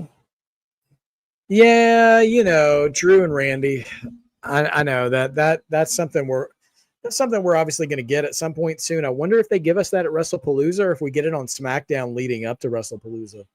Because I feel like we're going to get Cody and Drew at some point too, right? I know Cody's got to shoot Street Fighter as well, but everything I've heard is that his shooting schedule is actually not going to take as long or something like that. I don't know. All right, Jay's coming out with wrist tape, looking like Rhea Ripley being crowded in the middle of Paris. All right, let's take a look at this entrance. Last time we were in France, they lost their minds for Jay.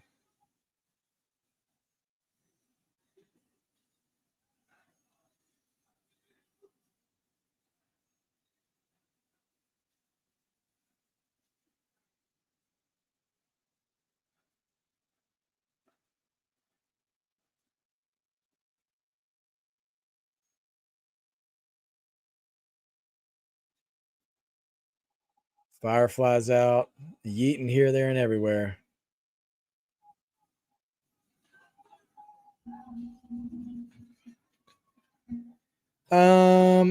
No, I'm not really surprised Rhea didn't get booked for the show.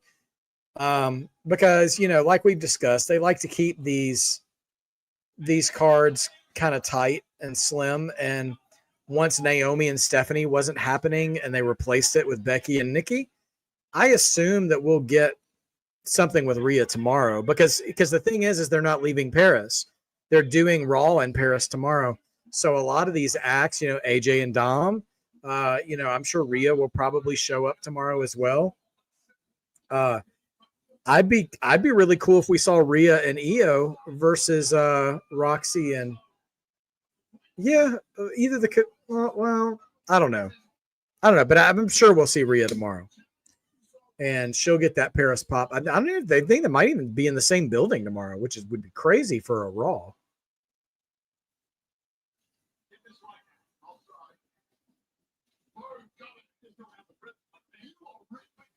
Oh my gosh, Cole's finally got the handshake rhythm down.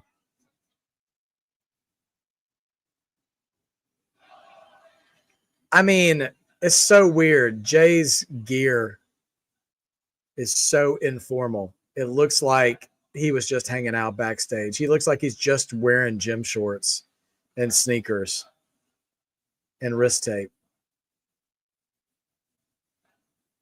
Post Malone and Jelly Roll yeeting. What if Jelly Roll is the next member? I'm just kidding. I'm kidding. We're not doing that. You got to space it out, Sophie. Just got to space it out. I think AJ and Dom would have been fine on this show. But the thing is they're going to have a Raw in Paris. And a show like a city like Paris, having both a PLE and Raw, they're probably viewing both shows as significant. So honestly, this show should have leaned a little more SmackDown heavy so they could load up Raw, but they actually had more Raw shows. They only had 2 SmackDown matches and 4 Raw matches, so it's crazy. Justin, that would be nuts. Absolutely nuts, man. LA Knight being the 4th member. I will say LA Knight doesn't need a mouthpiece for him. Whether he's heel or babyface, as long as LA Knight's getting his TV time and actually getting utilized, I'm happy for it. Teflon Don, hey, my friend. It's all right, man. You're here now. So it's good to see you, and we're ready to rock and roll for the main event. Here comes LA Knight. 2 new members would be I agree with you there, Sophie. I think you'd want to use more of the SmackDown roster on this show, and you can use a lot of Raw on that. But I don't know. Because even the Stephanie and Naomi match would have been a Raw match, and they canceled it and replaced it with another Raw match. The tag titles and Cena Logan were the only 2 SmackDown matches. So it's kind of surprising. Yeah, beat Seth Rollins.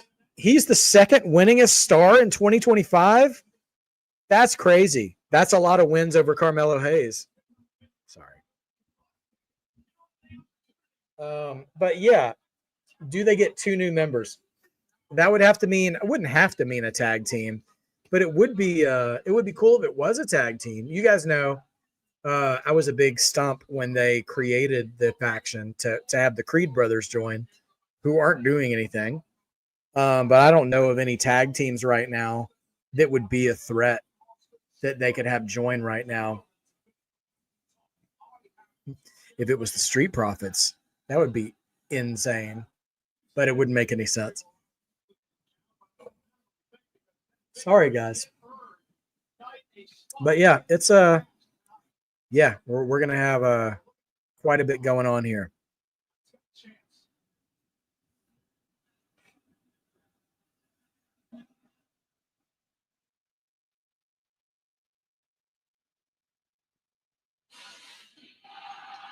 All right. Here comes the best in the world. CM Punk with the big pop coming into Paris. I think the crowd's warming up their vocal cords, getting ready to sing with Living Color.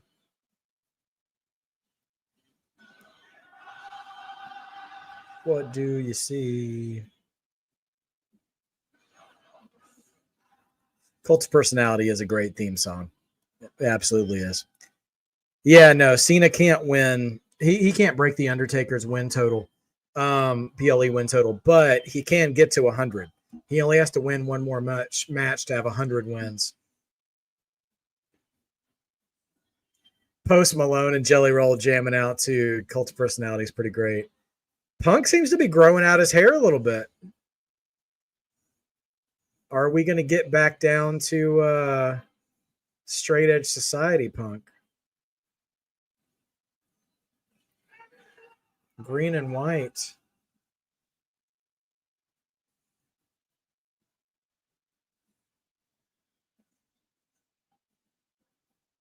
It's a pretty good t-shirt.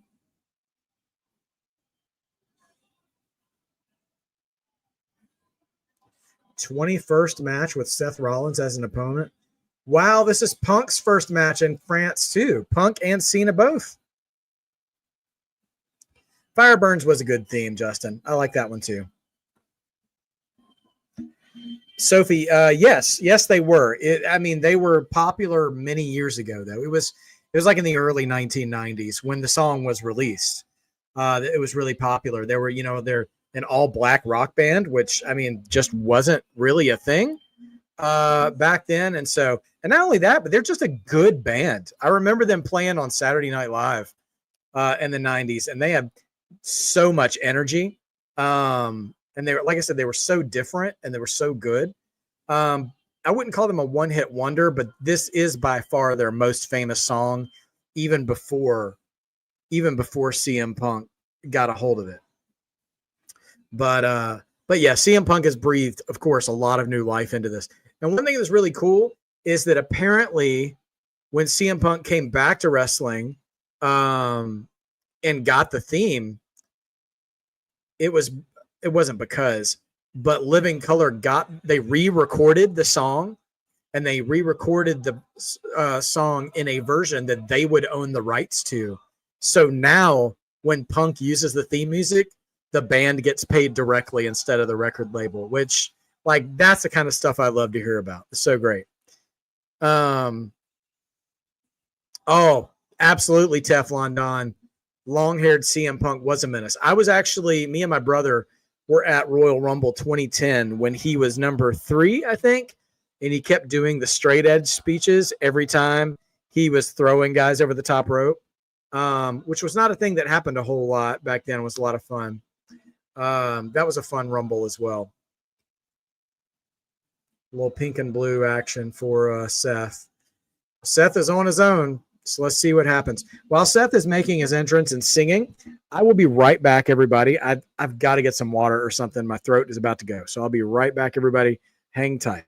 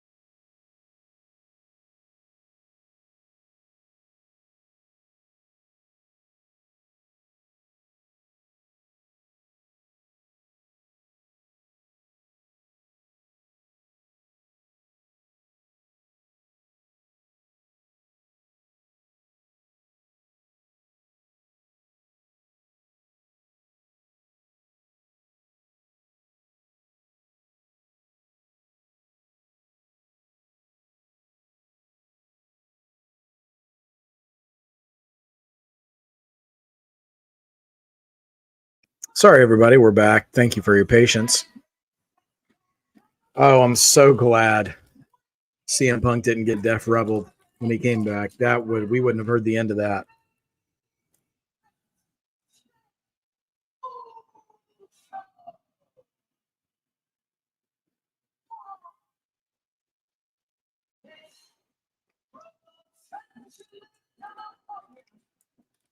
Okay. Yeah, I know. I'm surprised too, Sophie. I would have thought he and Punk both would have hit France before, but the WWE, I guess, never really went there. You know, they got to they went to England, you know, and they did those tribute to the troop shows in the Middle East, but not France.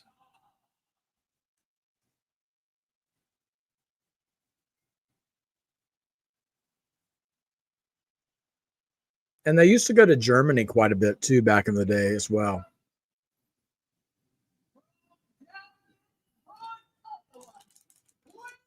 The way the camera keeps panning to each guy and they each have their own kind of little attitude, it's actually pretty entertaining.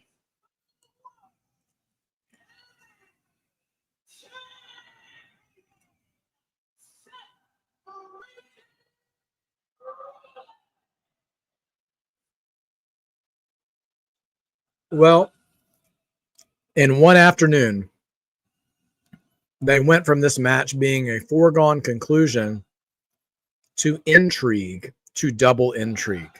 I absolutely agreed that it was likely Seth Rollins is totally winning this match, and that is my prediction that Seth is going to retain. However, at the beginning of the pre-show, they said Roman Reigns is going to accompany Jey Uso to the ring. Then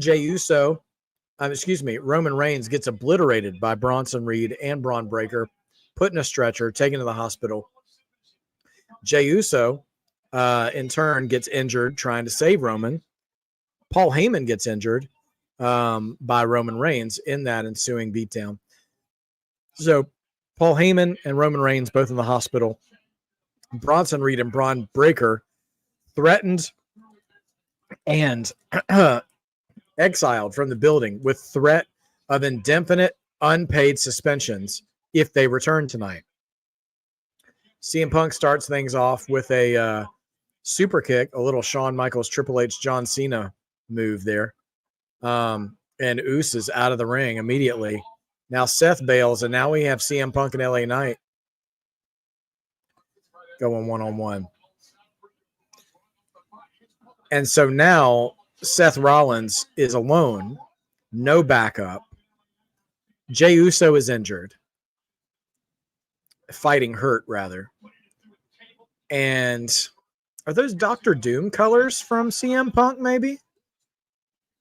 Because he just had Fantastic Four ones at SummerSlam. Maybe that's the gray and green. Anyway, Seth Rollins, before he starts bloviating about how he's the best wrestler in wrestling and he doesn't need any help, the first thing he said was, I'm 2 steps ahead. And if the Vision is all out of the match and he's 2 steps ahead, I'm very curious if we're getting a new member debuting tonight. We'll see what happens. Oh, Jay's on top rope out of nowhere. Crossbody.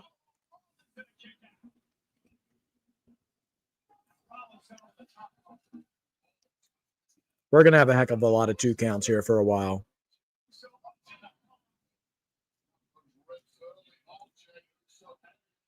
A lot of guys cutting each other off. CM Punk is kind of wrestling like a jerk. I'm just going to say that. The Street Profits were wearing like the Borderlands video game masks. It was kind of like what happened at WrestleMania with the War Raiders and the New Day, where they had the Clash of Clans match, which was really stupid.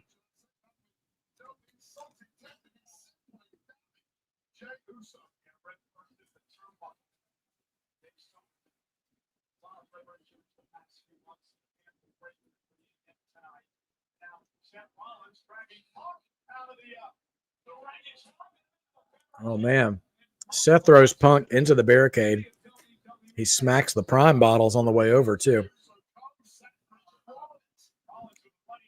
Knee to Jay. Oh, Seth is mocking Punk.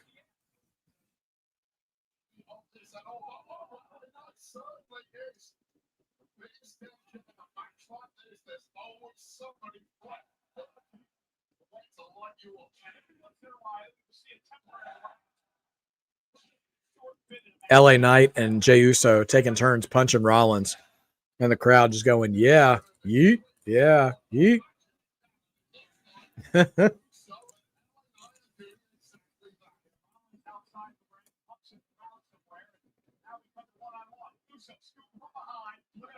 Uso going for a roll up, kind of grabbed the tights a little bit too.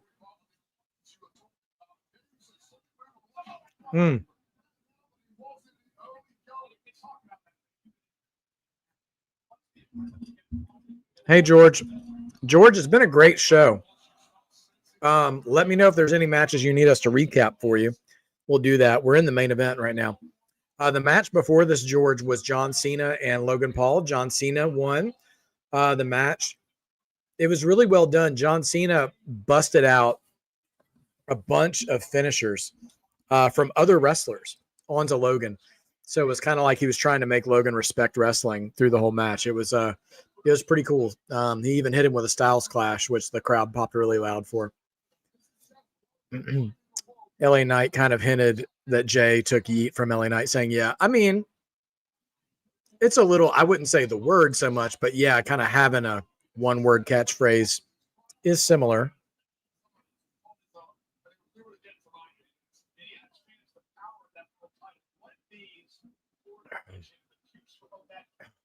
Sophie, that's a good question. I miss elimination matches, to be honest.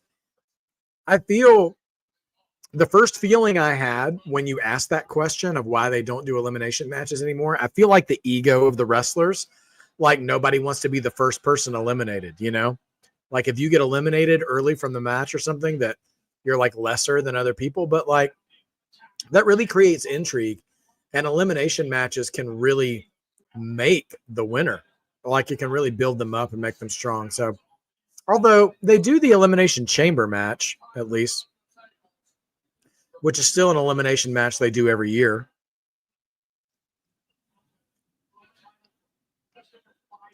These guys are going to start fighting each other over who gets to punch Seth Rollins or kick Seth Rollins.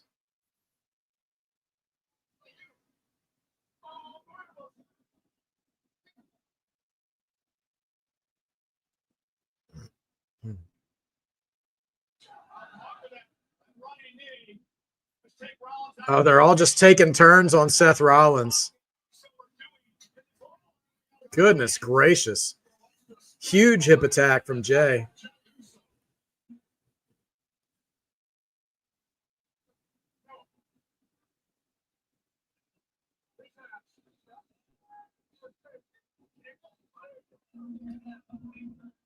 Now they're saying, let's put Punk said, Jay, get the tables. This is effectively a 3-on-1 match right now. All the baby faces are working together, but the crowd, the crowd doesn't understand English. That's why they're not popping for it. Because it wasn't until they pulled the table out from underneath the ring that they got excited. So the Dudley spot really didn't work. Oh, Jay with the betrayal on Punk.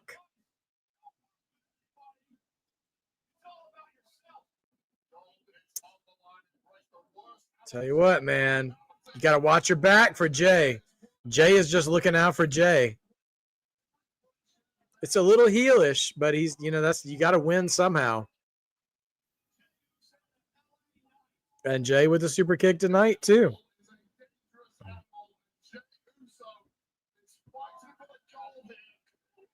Now they're fighting in the crowd. Yeah, Sophie, I mean, yeah, they did used to do that. And I miss it, too. I wish they did it a little more. It's a shame that they don't.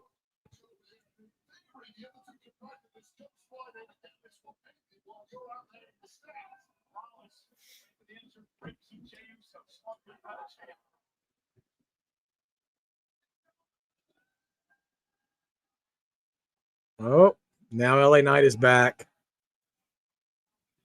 Yeah, all these guys are pretty much just taking their turn with Seth Rollins. I mean, the sort of reverse psychology of wrestling just means that it lends you to believe why Rollins might sneak away with this at the end. Because all three of them eventually get selfish, which, I mean, you have to if you want to be the world champion.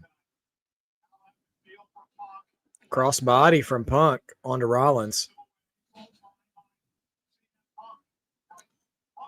You know what? Rollins' pants is giving me like Baskin Robbins vibes. Well, ice cream.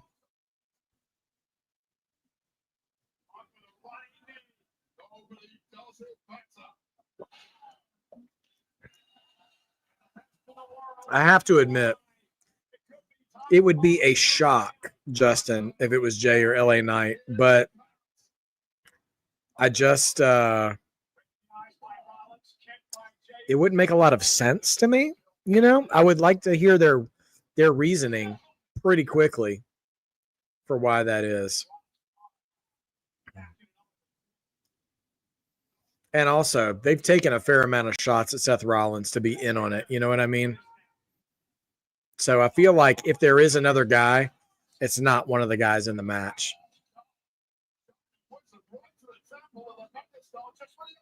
Pedigree? Pedigree from Rollins onto Punk. No, only two.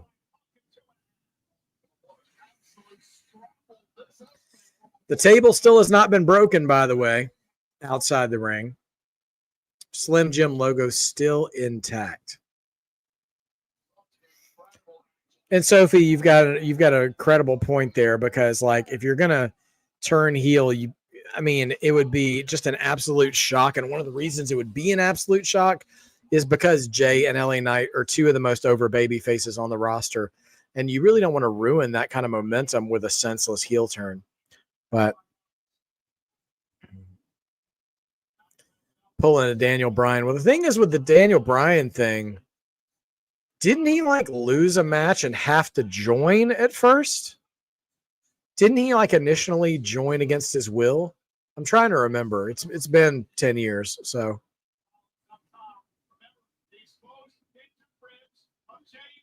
Frog splash onto Jey Uso, who's already hurting. Only a 2 count, though. Oh, man. That was a hard time, Sophie. Eddie was special. Speaking of frog splashes.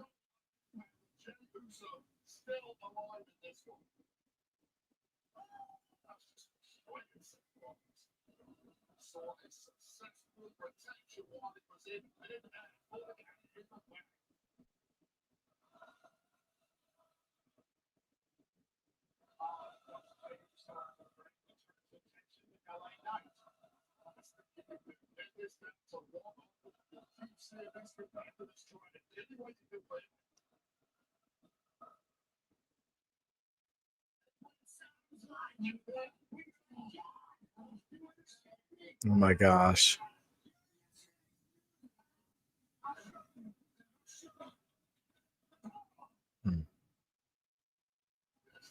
Seth doing his trash talking. Jay needs some dude wipes. Yeah. Absolutely. When it comes crashing down and it hurts inside. Dude wipes. Yeah, man. Seth doing a great amount of trash talking. Yeah, Eddie, I would have loved to have seen what could have become of other performers in WWE if Eddie had lived long enough to like give advice backstage and be like an agent.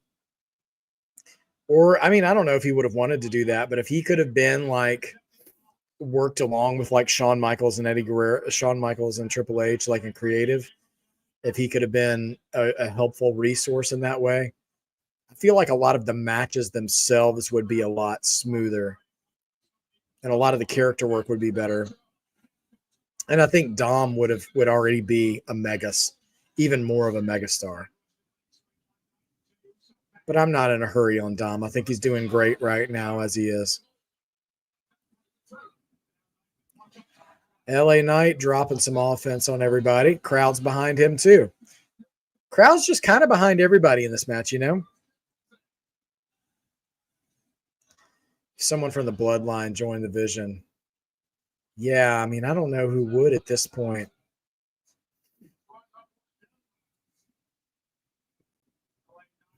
Yeah, that's the thing is that, yeah, this scenario is tailor-made for a new member of the Vision's debut, but I don't have a clue who it could be that would make, I would say make sense, but that would be a good fit because so many people are already kind of tied up. I mean, because there are baby faces that maybe aren't doing anything, but they're so over as baby faces. Like for a second, I thought about what about Penta? But like, wouldn't want to see Penta do a heel turn right now. And then like, yeah, I don't know. Oh, we're about to get a superplex Falcon Arrow combo, but LA Knight's on his feet on the other side of the ring though. Where's Punk?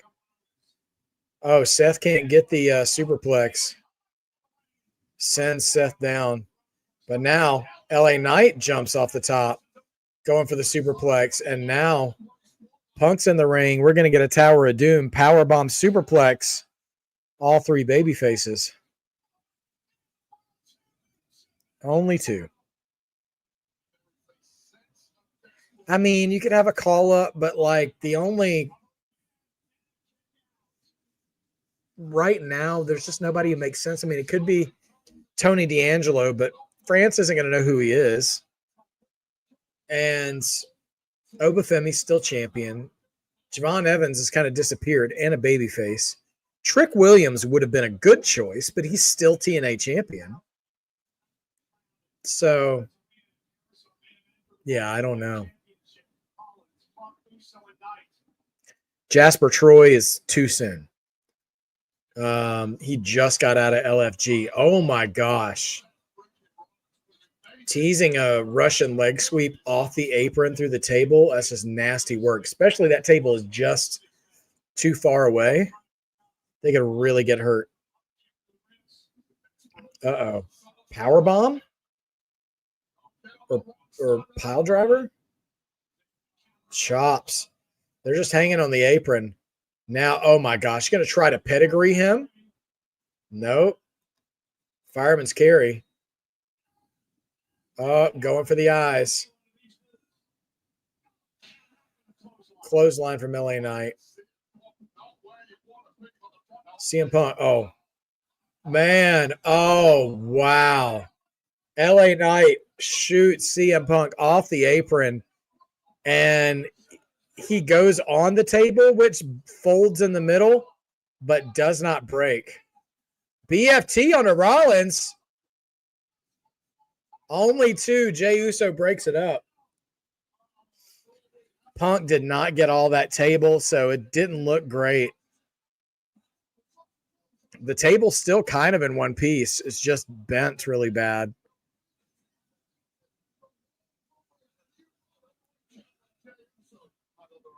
He kind of bounced off the table, so he didn't really go all the way through it.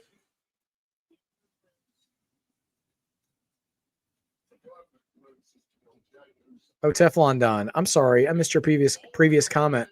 You went back and watched the triple threat at WrestleMania X7 pin. That was top 5 match on that card. Jericho and Regal match, underrated. You're 100% right. 100% right, Teflon Don. Yeah. Hey, Kane, Raven, and Big Show, that was highly underrated. They almost killed the power to that entire show as well, which is crazy.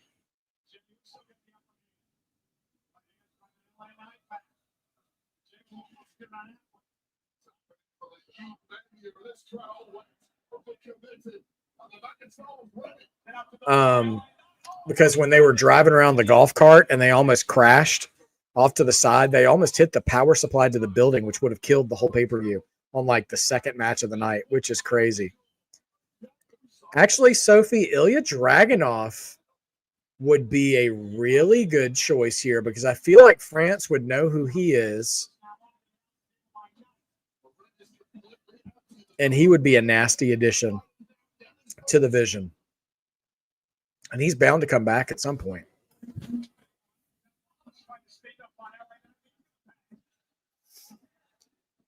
Yeah. LA Knight slamming Seth Rollins' head on the announce table. Oh, now we're cleaning off the French announce table.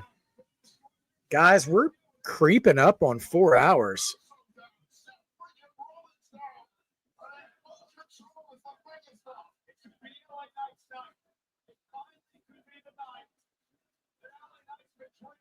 Knight's got Rollins draped over the table.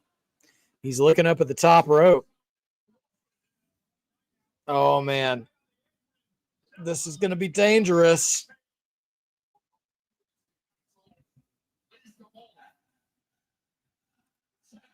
Oh, but Jey Uso's here to interrupt. He's still going to jump off the top. Oh, gosh.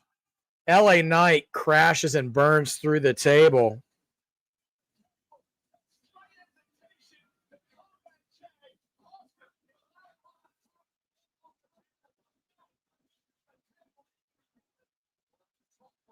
Wow.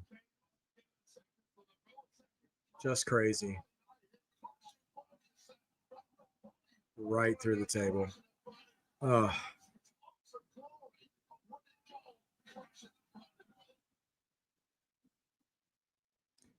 Seth surviving in this match.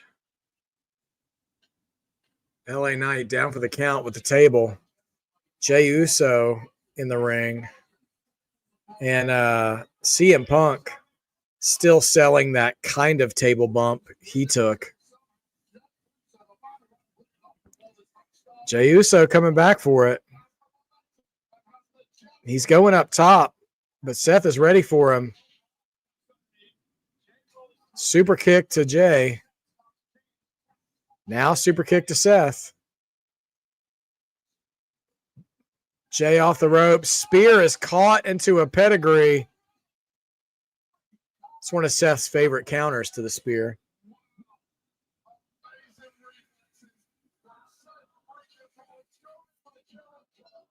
Man.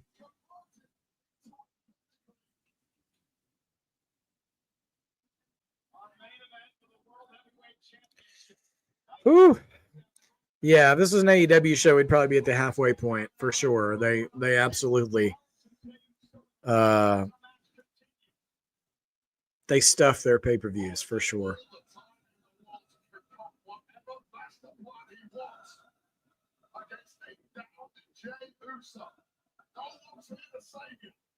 All right.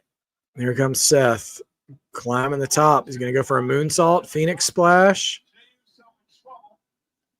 But Jey, oh, he was going for the Phoenix splash. Nobody home. Jey catches him with a super kick. And another super kick. Coming off the ropes. Spear. This time he hits it. Crowd's quiet, though. Jey's climbing up top. Uso splash. And Punk off the top with the elbow. Ruins the pinning.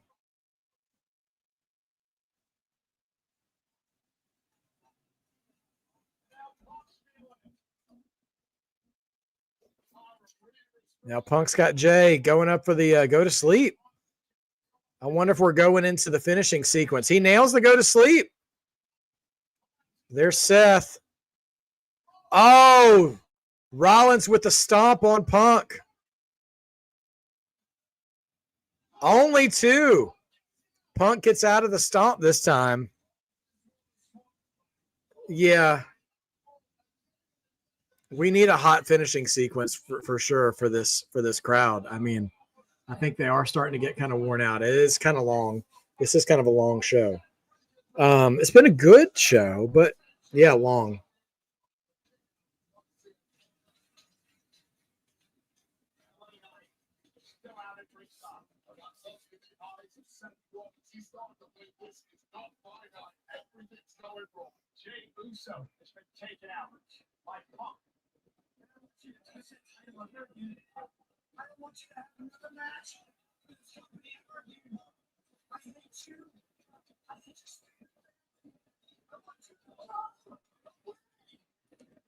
Seth just generational hating right now. I don't want you to have another match. I hate you and your stupid family. I want you to go away. All right, Seth went for the belt, but now he's going for a chair. Oh, stomps Jay on the floor. And now a stomp to LA Knight on the announce table. Both of those guys are neutralized. Now he's got a chair in the ring, setting up the chair in the seated position. I think he's going to try to stomp CM Punk's head through the chair.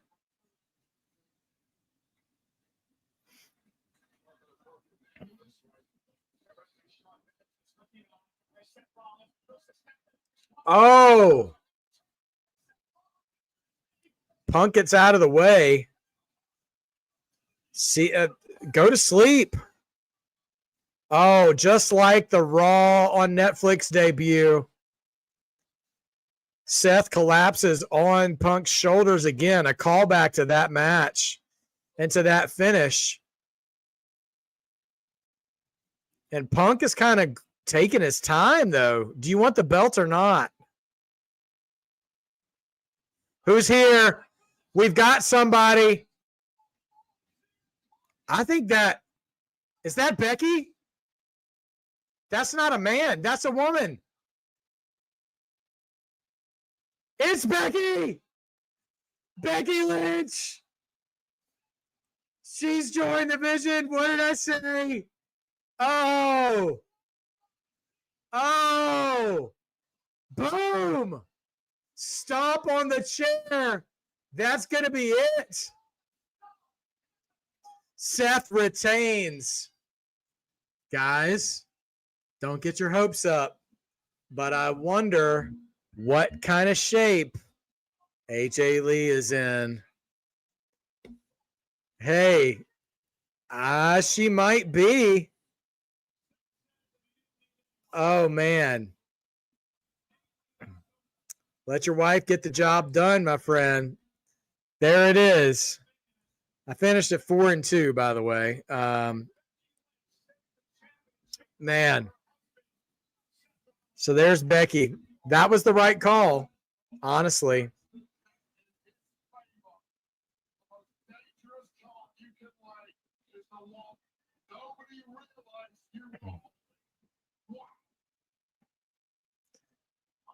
Good finishing sequence. Definitely looked like a shot there for Punk to win.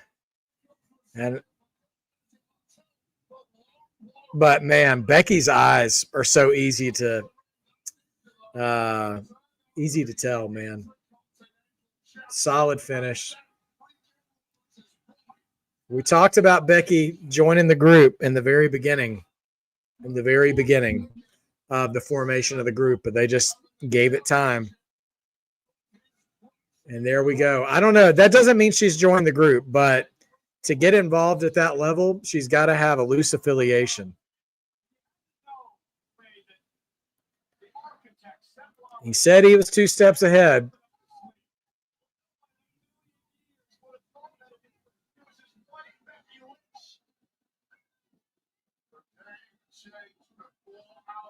Oh, gosh. Well, what a finish to Clash in Paris. Seth Rollins stands tall. Becky Lynch standing with him. And there you go, guys. Thank you. Thank you guys for joining me today for Clash in Paris. I don't know if I'll be on for Raw or not tomorrow, but we'll definitely be on Tuesday for NXT. So you guys have a wonderful, wonderful afternoon. Thanks for an evening. Thanks for joining me.